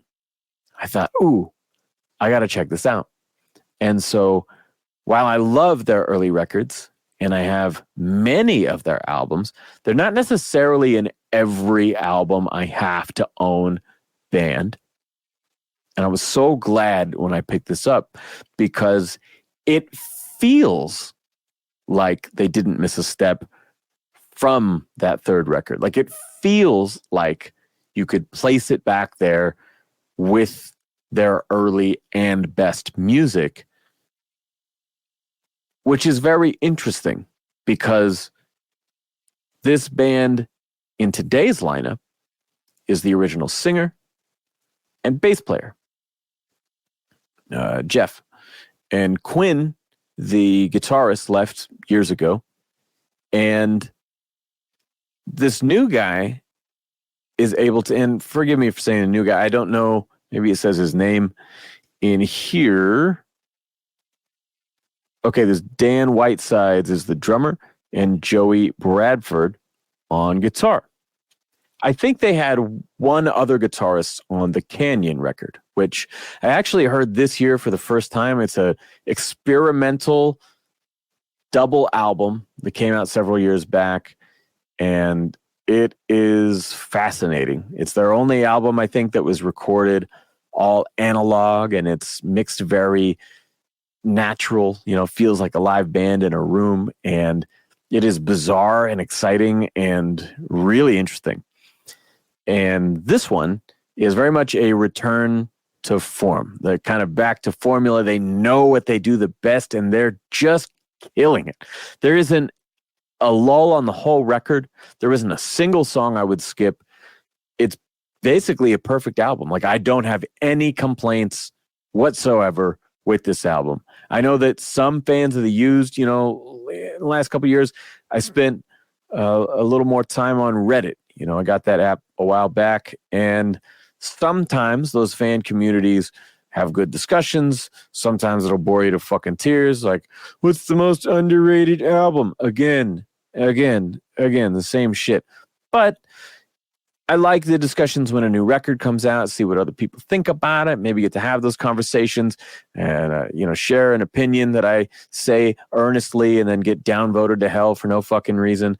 It's a blast over there. But I saw some people who were actually disappointed in this record because they felt like, oh, they play it safe with John Feldmann and they kind of just do the same thing. But to me, this doesn't feel like an imitation of an earlier record. You can feel when bands, like I mentioned Metallica earlier, right? I think that Death Magnetic is a very special album. It's from 2008.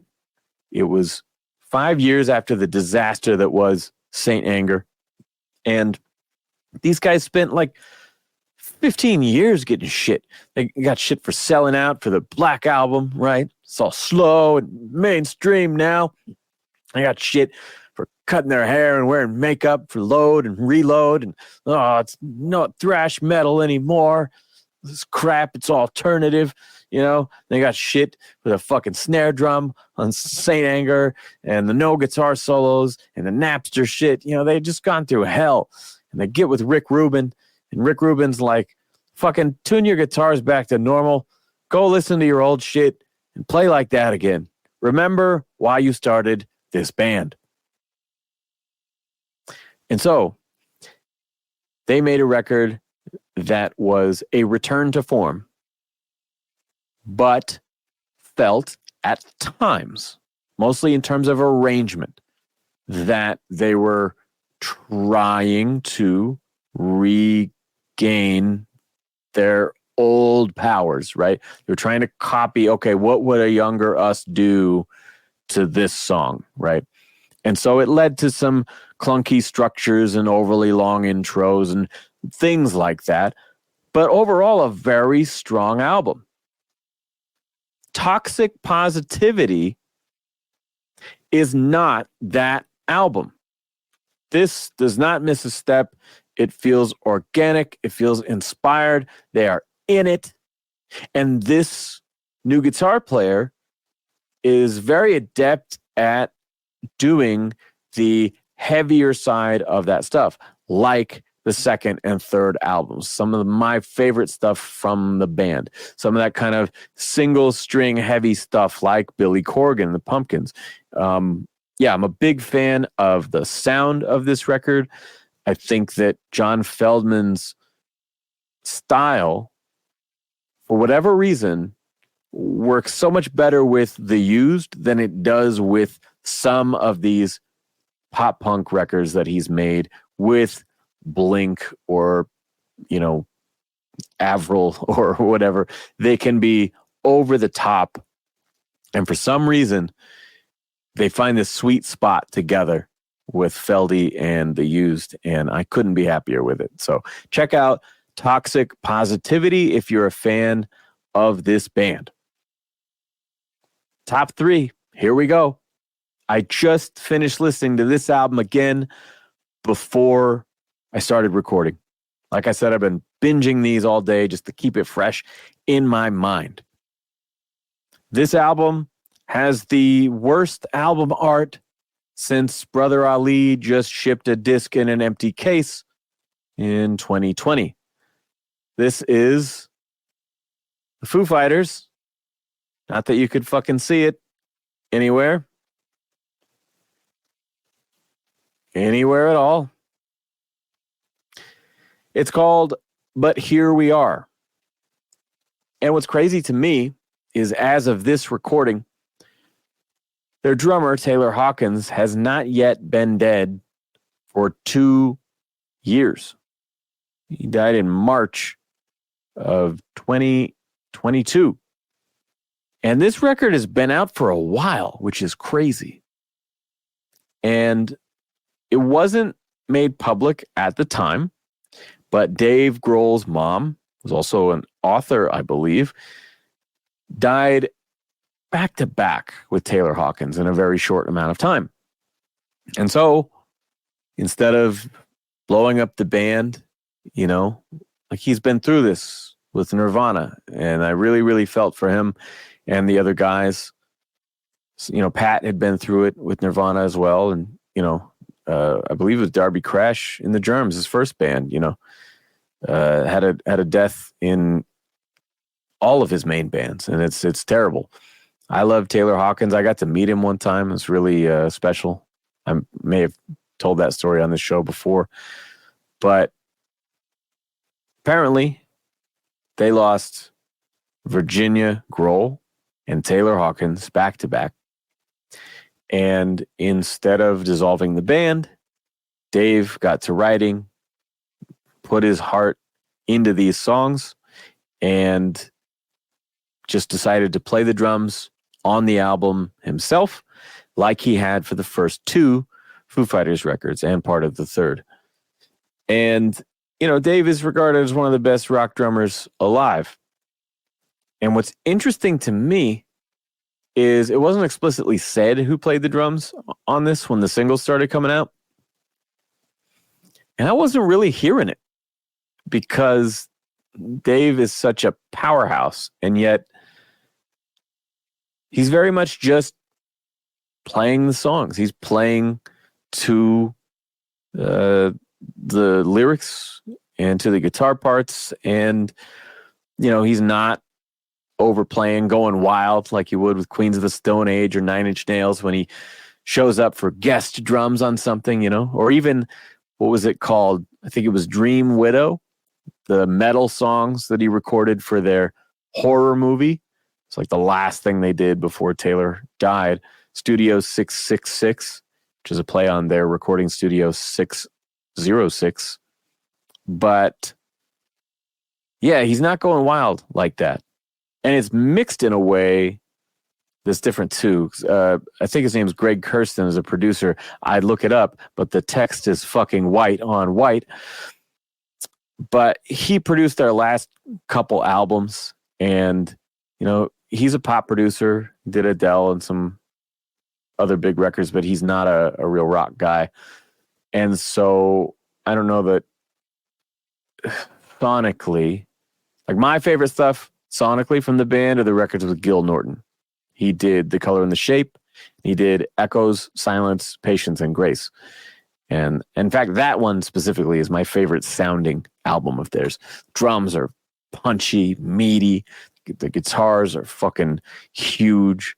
And this album, drum-wise, has an odd sound. It's like they cranked up the treble on the snare, because I don't know if they didn't mic it right or what, but they like boosted the shit out of the high end, and then it in turn boosted all the cymbals that were bleeding in to it. I don't think they did it on the drum bus, like the overall drum kit. It sounds like they were trying to boost the top end attack on the snare, and it's just like coming out with the hi-hat and stuff. Because when you do that and then you compress it, to mix and master, it just like has this sort of gross frequency that's just omnipresent on the record. And so what I mean is that usually with Dave, it's like the kick and snare are the fucking heaviest, loudest fucking things you've ever heard. And so at first it just felt a little more reserved, maybe a little more controlled. And so I didn't notice that it was him until I listened to more of the record. And of course, the band now has Josh Freese on drums. And if you aren't aware for some reason, I don't know why you listen to a music podcast, a punk rock podcast, and not know, but Josh Freese is from the Vandals, and he's played with fucking everybody, Nine Inch Nails, as I mentioned. I saw him once with Sting. I mean, I think that kind of shows the scope, but he's played with fucking everybody. And at first I wasn't sure if he's a great fit because he's a bit of a chameleon, but he is also a very on the nose kind of player. Taylor Hawkins had a bit more of a swing to his playing, and it was interesting to watch. I think they did a live stream to announce his role in the band, and they played some old songs and some new ones, I think. And he was great because many of us saw glimpses during the live stream of the Taylor Hawkins tribute show. There were a lot of different drummers. The standout being Shane Hawkins, middle school age son of Taylor, I believe, was his rough age, and he was just a monster. He demolished it. He played it better. I think he played Everlong and one other song, and he played it better than Dave and Taylor to me. I was like, holy crap, this kid's a monster. But, he's a kid. And so when they landed on Josh, I was like, oh shit, okay.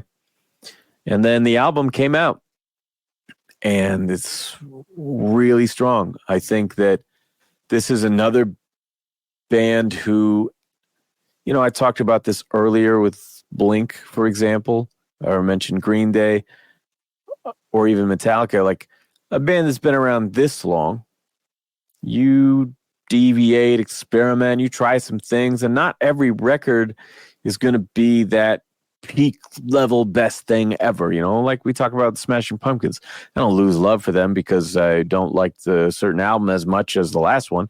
But you get a couple of those in a row, and it's like, oh, that's too bad. Maybe you're not as excited for the next record. But I like to stay the course and see what they come up with anyway. This one being very special circumstances, like the Blink record, I had to check it out right away. And to me, this is the best thing they've done since Wasting Light in 2011. And they're a prolific band. They've had a lot of music since then. And this is the most consistently great set of Foo Fighters songs in more than a decade. And it's fucked up that it did take a tragedy to achieve that. But just evaluating this album on its own for what it is very strong. And it's reminiscent of sort of the mid-2000s Foo Fighters. It's odd that the album In Your Honor, which is their double album from 2005, I believe, had an all-rock disc and an all-acoustic disc. This is what I said Thrice did with the Alchemy Index. They separated their styles. And what was a very dynamic band, they did the Nirvana quiet, loud Pixies thing, right? With The Color and the Shape. And there was nothing left to lose. Their second and third albums had a lot of that great dynamic stuff. You hear a song like February Stars or something, like you would never expect that beautiful, quiet song to explode at the end, going to this big rock outro with thunderous drums and those amazing thick Mesa guitar layers. And then, in your honor, here is a straight rock disc. Here is a straight acoustic disc. They never even done acoustic, but it's like all the mellow shit on one record, all the loud shit's on the other one. And it's good. And it has some of their most memorable songs, like Best of You, of course. But I also listened to the acoustic side a lot more. I thought that, okay, Dave's kind of just hollering a lot. You're not getting the dynamic frontman that he usually is, right? He's kind of just doing that wah, wah, wah, voice a lot. I'm sorry I did that. But, he's got a good, softer voice. He's got a good, yelling voice, kind of like I was imitating there. And he's got a vicious scream. And, we were kind of getting like a one dynamic record to some extent. Very good album. But I did have those criticisms of it. And for whatever reason, this album, But Here We Are, feels a bit like In Your Honor in the best way possible. It's something about the simplified song structures to some extent, the guitar parts. And then, speaking of song structures, the way the album ends is crazy because there's all these songs about loss and grief and processing this stuff. And they have this song that's called The Teacher because his mom was a teacher. And I don't know, I think in a way that the tragedy is a teacher, the lessons learned and all that. And it's like a 10-minute epic that's kind of in like 2 or 3 movements. And they've never really done something so progressive in that way. And it's quite a fucking feat. So I think that is definitely worth mentioning. But then they follow it with this delicate tearjerker. It's called Rest. And I should say, even leading into it, there's a song with Dave's daughter, Violet, doing harmonies, when he's talking about losing his mom and her grandma, and it's like, what am I going to do now, basically? And it might be the song where he's like quoting his mom, kind of, imitating her, like, hey, kid, what you going to do tomorrow, and he's kind of trying to wake up from this nightmare where she's not there anymore. And so this whole theme of the record kind of climaxes in The Teacher, and they've primed you in every way to get to this point. And then after that giant epic comes just this somber, almost lullaby of grief called Rest. And it is like February Stars in that it has this sucker punch twist at the end where the guitars and the keyboards and drums and everything start ringing out, and they put all these big vocal layers, and it's just the most beautiful ending to this record. Dave has really painted some vivid pictures that I think anyone dealing with loss can relate to. I made an album loosely about this stuff called Daydream. It was one of the only singer-songwriter kind of pop rock records that I've made. And I had some people really praise that. And I felt good about the way I was able to articulate those things. But Dave really, as a writer, is bringing his A game to honor those people in his life that he's lost. So I cannot recommend it enough. Foo Fighters, But Here We Are. And now here we are in the top 2. And we've got multiple genres left. So any guesses as I sip my water and as I sip my soda that I'm sure somebody spit in? Player Haters Ball. First video podcast. How's it going? You tired of looking at my fucking ugly head yet? Huh? Can you see my cat sleeping right by the microphone stand? He's been there the whole time. That's Bruce Wayne. Master Bruce, as I call him. And speaking of comic books, my favorite rap group around is Czarface. That's right. This is 7L on beats and production, Esoteric, and Inspector Deck, the Rebel INS from Wu-Tang Clan, as the two vocalists of the group.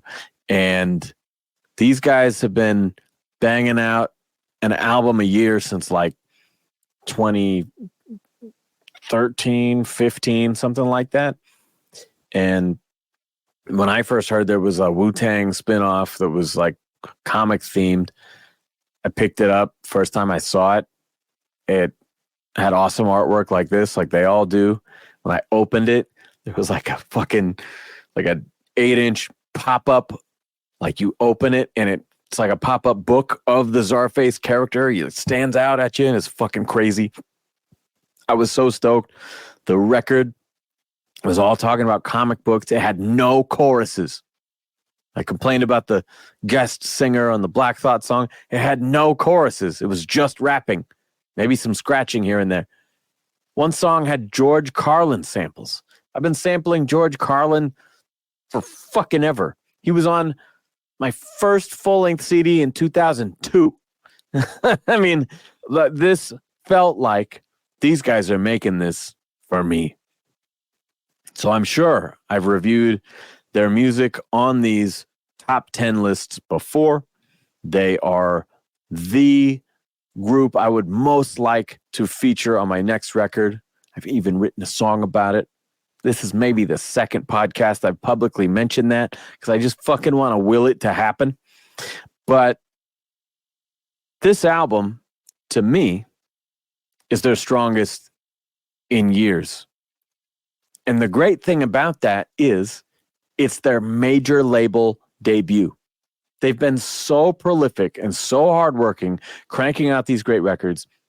And not just Czarface, but they did 2 records with Czarface with MF Doom, and in between those, Czarface with Ghostface Killer, also from Wu-Tang. So these guys have a crap load of music. And I love all the records. They're all very good. But there was something special about those first 2. They were consistent front to back, right? And as they went on, they experimented with different sounds. You know, that Doom album had way different types of beats on it. I mean, they featured Open Mike Eagle, right? You wouldn't think of Open Mike Eagle for boom bap break beats. He and I have even talked about that shit. That's the last thing he wants to rap over. So when I bought this album, I was kind of blown away because I expected a little more of that diversity and less, certainly for a major label album, sampling break beats and to have that, you know, super up-tempo, old-school sound that the early albums had. And Zartificial Intelligence, as it's called, has everything that I wanted from the group and more. Because Esoteric, like, here's the thing. Czarface has made me appreciate Inspector Deck as one of, if not my favorite member of Wu-Tang in recent years. And I bought a bunch of his solo albums as well. I actually did the math this year. I have more than 40 albums from Wu-Tang and its members. It's fucking crazy. But Czarface made me really appreciate Inspector Deck. He is constantly clever. He's very efficient. He's not like Ghostface is a big personality, right?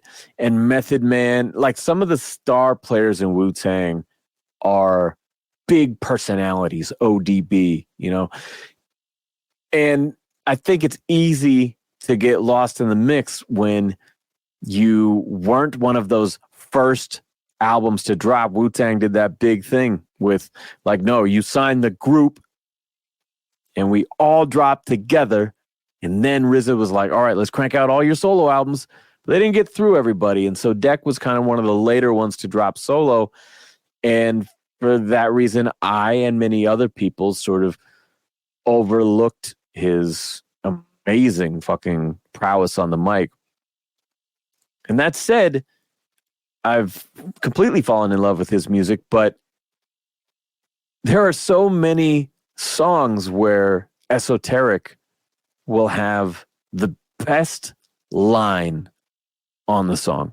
Like, he's very good about, like, they'll do this mic passing shit and they might have a great guest on there, but kind of no one's gonna get over on Eso. Like, he's always got the memorable, funny wordplay.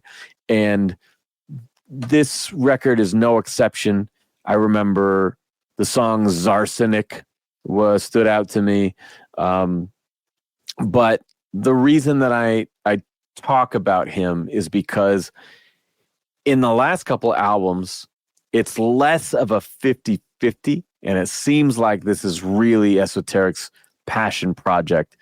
And there are two songs on this record that are his best work in the whole series. And for some reason, I think it's because Czarface drops so fucking much. While I did go into the Deck albums as I'm trying to gradually complete my Wu-Tang collection, I haven't listened to the Esoteric and 7L albums that came out independent of Czarface. And so in terms of the body of work that I know, which is these last 10 years or so, the song Mama's Basement and the song Marvel at That are Esoteric's best. So number 5 and number 11, if you can see this, is it backwards to you? I think it's backwards to you this whole time. But anyway, Left My Comics in My Mama's Basement. Very simple chorus from a group that doesn't usually have a chorus. And it's a song about going back home. And maybe circumstances aren't great, but hey, remember those comics I used to read when I was a kid? I think they're downstairs. I'm going to go get them, right? And, you know, there's a great line. Oh, I should have written it down. Then it was like, some of them are old, some of them are faded, some of them are something, none of them are graded, which is funny to me because I've talked a lot about how I don't really care about CGC grading of a comic to tell you like, oh, this, I'm going to give this book you have a score in terms of its condition, you know, and people get bummed out. They're like, oh, this is only a whatever the fuck. I don't like it as much. I only like my 9.8, you know. I'm like, I don't want someone else to tell me I shouldn't like the book that I love as much as I do because it was assigned a number. And so I'm not a fan of that in general. And he's not making a comment on that, just the fact that they're old, you know, your collection from when you're a kid before you know how to treat comics. And I don't know. I love that song. A little nostalgic trip back home, digging through your old stuff, looking for it, see if it's still there. And then Marvel at That. This song is perfect. And these are two solo Esoteric songs, which I feel like is a little unusual to have two solo songs. Marvel at That, it's like him and his kid, where his kid is yelling out a letter of the alphabet. You know, lots of rappers have done alphabet games, but the premise is they're on a road trip and he wants to name Marvel characters for every letter of the alphabet. And so not only does he do it, but he does it within the confines of a conversation with his kid. And so it's very amusing, very clever, well written. It's one of my favorite things they've ever done. And on top of that, I mentioned wanting these guys on my next record. The first song I wrote for the album is called DC versus Marvel. And I've written a lot of comic book references in my rhymes. If you listen to the Bat Fanatic podcast, our season finale, that just came out, episode number 71. It opens with an edit of all of my DC Comics references in raps from 2007 to 2023. There's so many because I've been talking about this shit that I love the whole time. And that's why I said the Dark Knight of rap ever since 2008. And so what I decided to do was like, man, it'd be fun. Like, if I could get the Czarface guys, what kind of song would I do? And I was like, man, they're always talking about comics. I would have to do a song that's about comics. And I was like, maybe I do DC and they do Marvel, right? That could work. And so I came up, it'll be DC versus Marvel. And so then I thought, shit, how am I going to write a DC Comics verse that's better than all the other shit that I've already said? How do I come up with more characters and stuff I haven't already talked about, right? And the closing song on my new album, Demented Inventive Energy, features DMC from fucking Run DMC. And we were talking about comics and we met at a Comic-Con. And so my verse in the song, I'm going all in. It's super fucking tight and it's all comic references. So I just did that. And I'm like, how the fuck am I going to do it again? And then I'm driving home from work, which is when I had the thought. And I'm driving home and I thought, oh man, what would be funny is there's a character named Zatanna. She performs magic and her spells are made by speaking in reverse. So when you read her dialogue on the page, the letters are backwards. And so I was like, oh, opening line. Ain't going back on my word like Zatanna Zatara. I'll lay your ass in the curb like you're sparring katana. She's from the Suicide Squad. She got the fucking big sword and shit. And then I thought Sean and Katana Murphy are the authors of the Batman White Knight series, and everyone calls her Katana by mistake. So I said, lay your ass in the curb like you're sparring Katana. Sean and Katana, White Knight, all of Arkham's a goner. Gone insane, John Crane, something's off with the water. And then so it just happened, man. It just fucking came out and it was great. And I put a fucking sick break beat to it. And then I was like, oh. And I had a fucking starter line for a Marvel verse. And so then I wrote this fucking Marvel verse because I love X-Men and Spider-Man, so many of these guys too. It's just I don't read them. I haven't read them since I was a kid. I watched the movies. So I know it's a big detour, but this is all Czarface shit. So I wrote then another whole reference-filled verse, but it was all Marvel. And then at the end of it, I used a sample of David Ayer, the writer-director from Suicide Squad, when he was debuting that trailer at Comic-Con. He walked out there and said, fuck Marvel. And it was a whole thing. And so I sampled that. And I said, never mind what David said. Fuck Marvel.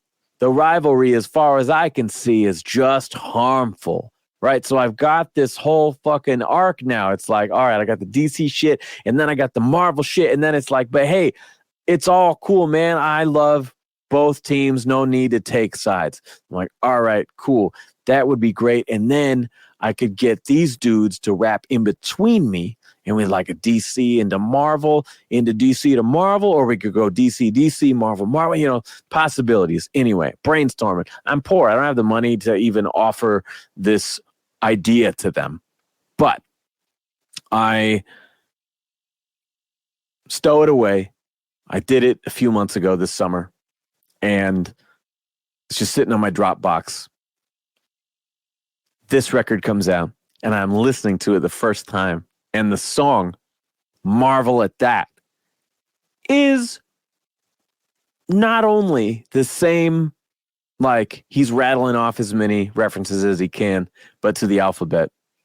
And it's roughly the same tempo and kind of vibe. Mine's got a little more of that fucking fuck you fire to it, but that's just because it's me and it always does. But I listened to it and I was like, oh my God, this is no wonder I love it so much. It feels like kind of a sister song to what I actually want to do with them. And so it just makes me more excited at the possibility. So again, I'm just putting this out into the world that I hope I can make this happen for my next record. There have been some miracle features that come through unexpectedly, like DMC volunteering to be on my last record. That was amazing. And there have been other ones where I reached out and it just didn't happen. So who knows? But Marvel at That is not only a fun song and a great piece of writing, but it's also like very exciting to me in terms of the possibilities of what we could come up with together. You know, maybe we get him to switch to DC and have Deck do Marvel or some shit like that. I don't know. It'd be super fucking fun. I've got Crosby working on the beat and developing it a bit more from what I had. We'll see what happens in 2024. But that leads us to, oh, by the way, just fucking buy this album. I mean, if you don't listen to their shit already, start here and then go back to the beginning because they have so many gems. It's insane. I would love to see how long my Czarface playlist is in my iTunes. It's got to be insane. But my number one spot, this will be no surprise to anyone. It's the same way we opened the show, right? With my first autograph that I showed you. That's right. It is Metallica 72 Seasons. I don't know why I took it out of the sleeve. Now you can't really see the album, but it's got these nice photos of the band. You can look at those. Anyway, it's the yellow album. They have the black album. Now it's the yellow album. This is my favorite band, and their last album, Hardwired to Self-Destruct, really knocked it out of the park for me. Over time, I felt like there are songs in the middle of that record that should be cut, maybe in the second half. And yet, it's so hard for me. I don't dislike any of them. I understand the lineage of those styles and where they came from. And I think it's cool to see them represented. So it'll be like, oh man, the album's feeling like it's slowing down. Maybe this one should get, I don't know. It has that awesome fucking part though. Like, yeah, you can't get rid of that one. You know, so I had this sort of attachment to all the songs, even if I felt like it was front loaded a bit with the best songs. And this album, 72 Seasons, is more consistent to me. I went to the movie theater the night before the album came out because they had a ticketed movie theater experience. I've done this for live shows. You can watch a live stream of a concert in the theater. You know, my wife most recently went to go see the Taylor Swift Eras Tour film in the theaters. And in this case, Metallica did an album listening party. So there were little music videos and interviews with the band, and they played every song in a loud theater with all their fans. And it was really cool. And I think the first song they released was called Lux Eterna, which someone corrected James, and now he started calling it Lux Eterna. But that song was like the most short and sweet shit they've written in decades, maybe aside from the title track of Hardwired to Self-Destruct. But it was like, it's in the key of A. It feels like straight off Kill 'Em All. It's got the double bass parts and everything from Lars, and it's a really cool song. And James is really fucking belting the chorus with hitting some high notes at his age. I mean, these guys are 60 now, and they're still playing fast thrash shit, and it's pretty much unprecedented.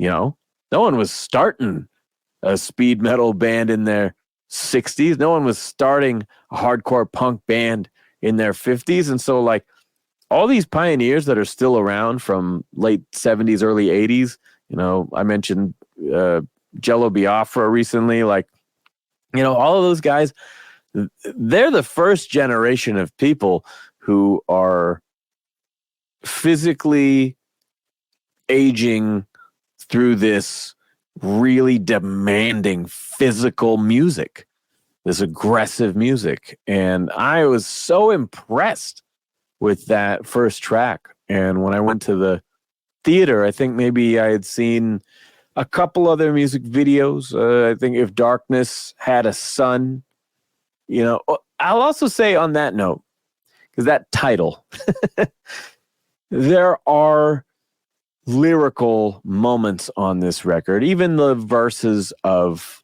Lux Eterna feel a little bit like Lords of Summer. And, if darkness had a sun and here I am, a bathe in holy water. It's like, okay, I mean, lyrically, there are times where I'm like, this is maybe not the sharpest. And then there are other moments where I'm like, oh, this is a James record, like Hardwired felt like a Lars record, because Lars is a master of arrangements. He'll take all of James' little riffs and he'll fucking run it through this brilliant prism that becomes these sprawling epic songs. And this record felt like a James record because it's got really unique vocal phrasing. If you listen to a song like Shadows Follow, track 2, I think that's my favorite song on the album. The verses are like the timing is so different from what he would normally do. Some of the melodies on these songs are so different than what he would do. And like James's studio performances have been amazing for 20 years. Even the Saint Anger record, which is not a good album, anyone will tell you that. The band themselves will be like, all right, we're going to play one from your favorite album. But his vocals on that record are still pretty fucking good. And so whether he's going through rehab, recovery, whatever he's going through, he has always managed to summon that fucking power and grit of one of the most recognizable signature voices in the history of rock. He's one of the best frontmen to ever do it. And yet I haven't heard him experiment and sound so fresh and excited as I have on this record. It really gave me numerous moments of pause to like rewind and really appreciate the fact that he's this far into his career. There are more than 40 years into it as a band, and he's still pushing himself to come up with new shit. And I'm like, how are you going to sing this live? And I've seen him do some of these songs, and I'm like, yeah, he fucking does. I know they play all their songs a half step lower, but still, I'm like, that is ambitious. It's fucking ballsy, and it's interesting, and I really respect it. I think there are a couple criticisms of the album that are valid. For whatever reason, it could be like I talked about with the Foo Fighters, just miking, bleed, whatever. But when they compress this fucking thing down in the mix, the hi-hats got so loud, like obnoxiously loud. And if you know anything about Lars, it's that ever since And Justice for All, he likes the drums to be the loudest instrument in the mix. And so if the hi-hat is really obnoxious and the drums are turned up all the way, there's kind of no ignoring it. And instead of cutting out the parts where like he's keeping time. Like, let's say the full band is playing, and then they'll stop, and the guitar part will play just for a second, right? Or the bass guitar will play for a second. Rob Trujillo, killing it. Well, typically in the studio, you would listen to the metronome, you would count on sticks, or maybe in some cases you would count on the hi-hats, right? There are so many moments on this record where Lars is just counting through all the breaks on his hi-hats. And I love Lars. I'm not one of those people who are going to talk shit about him. But because of the mix and because of his tendency to play through all the breaks on the hats, it does get a little tiring. And there's times where it's literally drowning out the riff, that like it's starting a new riff and you kind of can't hear it until the whole band comes in with the second guitar. So I think that's a valid criticism of it. And Kirk Hammett has been given some shit, I think, ever since Death Magnetic. It's sort of, you can't win a little bit if you're Kirk Hammett, because you've proven yourself on all these early records, have all these singable, memorable solos that every guitar player's tried to learn, and then got experimental with Load and Reload, and then with Saint Anger, he was like, fuck it, man. No solos. I don't have to prove anything to you. I'm not here to show off. Let's just write some songs. Fine. And when they play those songs live nowadays, he actually does put in some solos again. Oh. But what's unfortunate is when he started soloing again for Death Magnetic, so these last 3 albums, there are moments of greatness, and then there are other parts where he's kind of just doing fast pentatonic shit, like just garbled, descending lines. And I'm not even one of those people who thinks he overuses his wah pedal. I think that's part of his signature sound. I was obsessed with it. I bought a Crybaby when I was a kid so I could play Metallica solos. And I still think that's rad. And I listen to Metallica every day. I literally go to sleep every night listening to Master of Puppets. And I watch their live clips and their full live concerts all the time. Kirk is not doing his best work.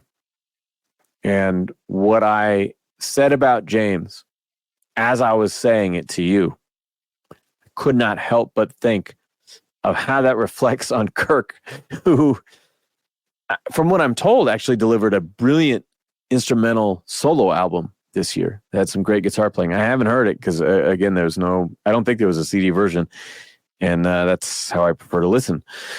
But yeah, he is not really delivering on the solos, and his method has been to go in the studio and improvise several different versions and then leave. And Lars will sit there with Greg Fiddleman, the producer, and they'll chop it up and they'll come up with a version they like. They'll make a comp take of all the different solos stitched together.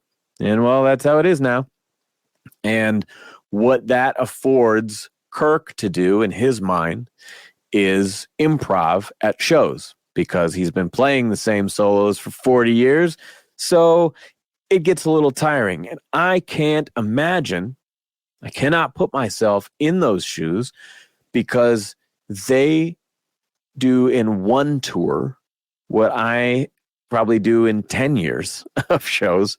I mean, they will go and play for 3 years, almost nonstop, in support of a new album. I think their last album, they toured from 2016 all the way up until the pandemic and had to cancel shows. And so these guys have played even their deepest cuts hundreds of times. And I can't relate to that, but I can imagine that it's got to get boring. So Kirk's mentality is, I'm going to wing it, and then at shows I can improvise. And I'm not going to be beholden to this, oh, well, I wrote this thing and it's the counter melody that plays off kind of the vocal. And so it's got to be the same thing every night. He's just like, all right, I'm going to go in and fucking see what happens. And then at the shows, I'm going to do whatever I'm feeling in that moment. I might play it the way it's on the record, or I might play something totally new. And I get it. But as someone who I know wishes he was more involved in the creative process, he's not really taking his opportunities to elevate the song. And Kirk is a great writer. He's a great arranger. His classic solos are dynamic. They have a build to them. They know when to be fast and frantic. They know when to be legato and let it ring. And they know when to hit that bend or that harmonic for the most emotional impact in the song. You know, there's a reason why they have to play Creeping Death every night, and it's that fucking bridge and that solo. You know, it's unfortunate that one of my biggest influences has sort of shrugged it off at this point. Like, at the same time, you'll see him go on Howard Stern and talk about acquiring this Greenie guitar, this Les Paul, which I love because they used to always play ESPs, and I was like, ugh, why are you using these EMG pickups and shit? You could afford anything in the world. So now they play a lot of Gibsons, and I like it. But he's clearly so invested still in being a guitar player and the gear and the tone and all that stuff. And so it disappoints me a little bit that he has lost the love for the craft. And I don't want to pile on because a lot of people have complained about this, but Kirk still has some great moments on the record. But yeah, there's other moments where it's like, geez, can we get one more take? I don't know. Just try something. But yeah, I miss him being a little more intentional with his parts. That said, this is a very consistent album, whereas the last one deviated a lot. You know, there's a couple slow, heavy jams in the middle. I think You Must Burn is a song that was compared to Sad But True. You know, there's certain beats that have like really interesting vocals, like really cool ideas in it, and then they'll maybe do like a Death Magnetic, like you could tell they're thinking too much about the arrangement. Like, I think even in Shadows Follow, the end of that song is actually laugh out loud funny to me, because like DFS, I take a lot of influence from how they arrange a song in Metallica, because if we're going to repeat something, we never do it the same way twice. So instead of going 4 times, we're going to go 3.5, or we're going to go 4.5, or we're going to do, we're going to throw this other chord in here and make it different, lots of different things like that. And so when I listen to them, I've thoroughly analyzed the way they put their songs together. And so if they're like doing a song like Atlas Rise from the last album, it has this insane fucking progression before it even gets to the verse, right? And as the song builds and grows and meanders, it takes you on this whole journey. At the end of the song, they fucking have multiple callbacks to earlier parts and then to the intro and then fucking end, and it's glorious.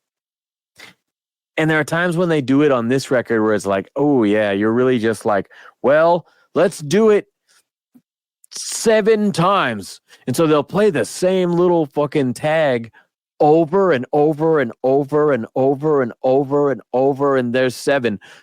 And it's like, Jesus, guys. Like, we get it. You want them all to be different, but like, it's not a math game. It's a song. So there are certain moments where I felt like I wish they would let instinct override intellect a little bit.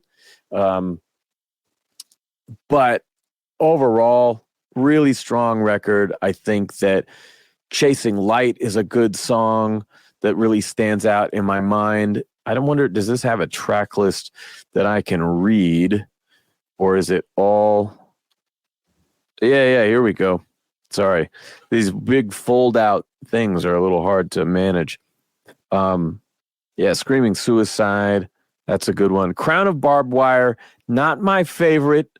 And it's one of those lyrical things, like he talks about wearing this crown of barbed wire or whatever in the first verse.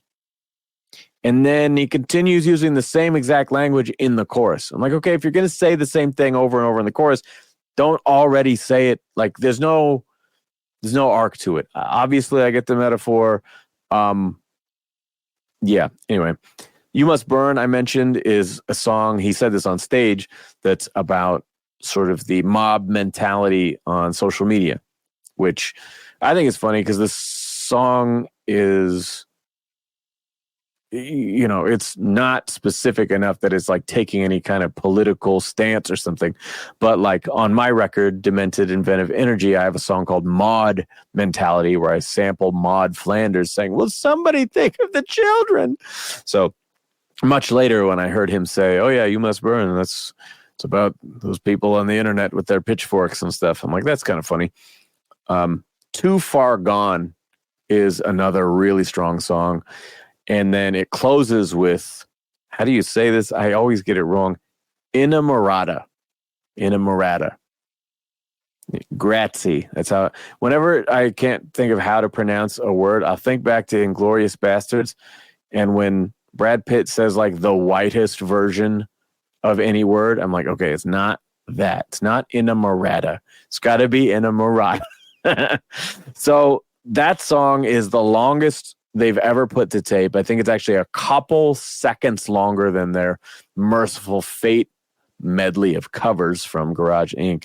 And everyone was talking about how long it is. It's 11 or 12 minutes long. And I thought, oh, wow, okay, that's quite like they're topping Bleeding Me and Outlaw Torn and Master of Puppets and so many of these epics they've written.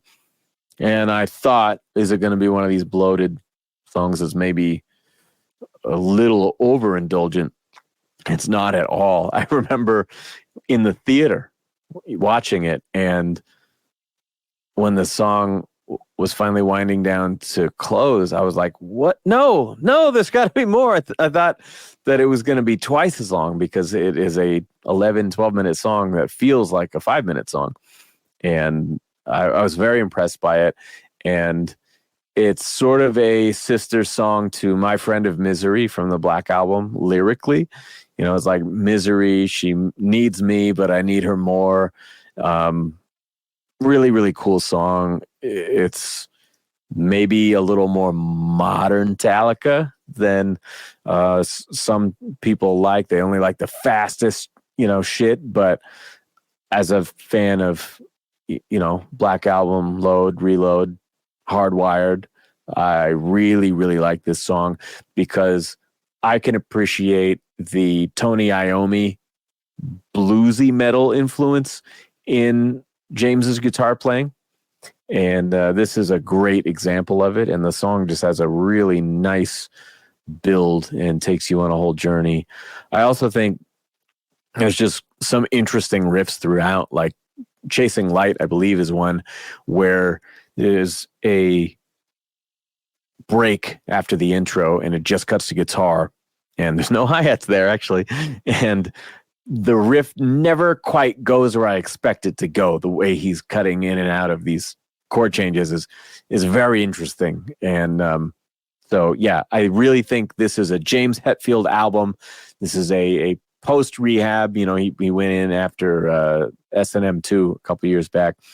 And, he came out with some self-reflection and something to say. And I really respect him pushing himself this hard and making an album that is this solid front to back more than 40 years into their career.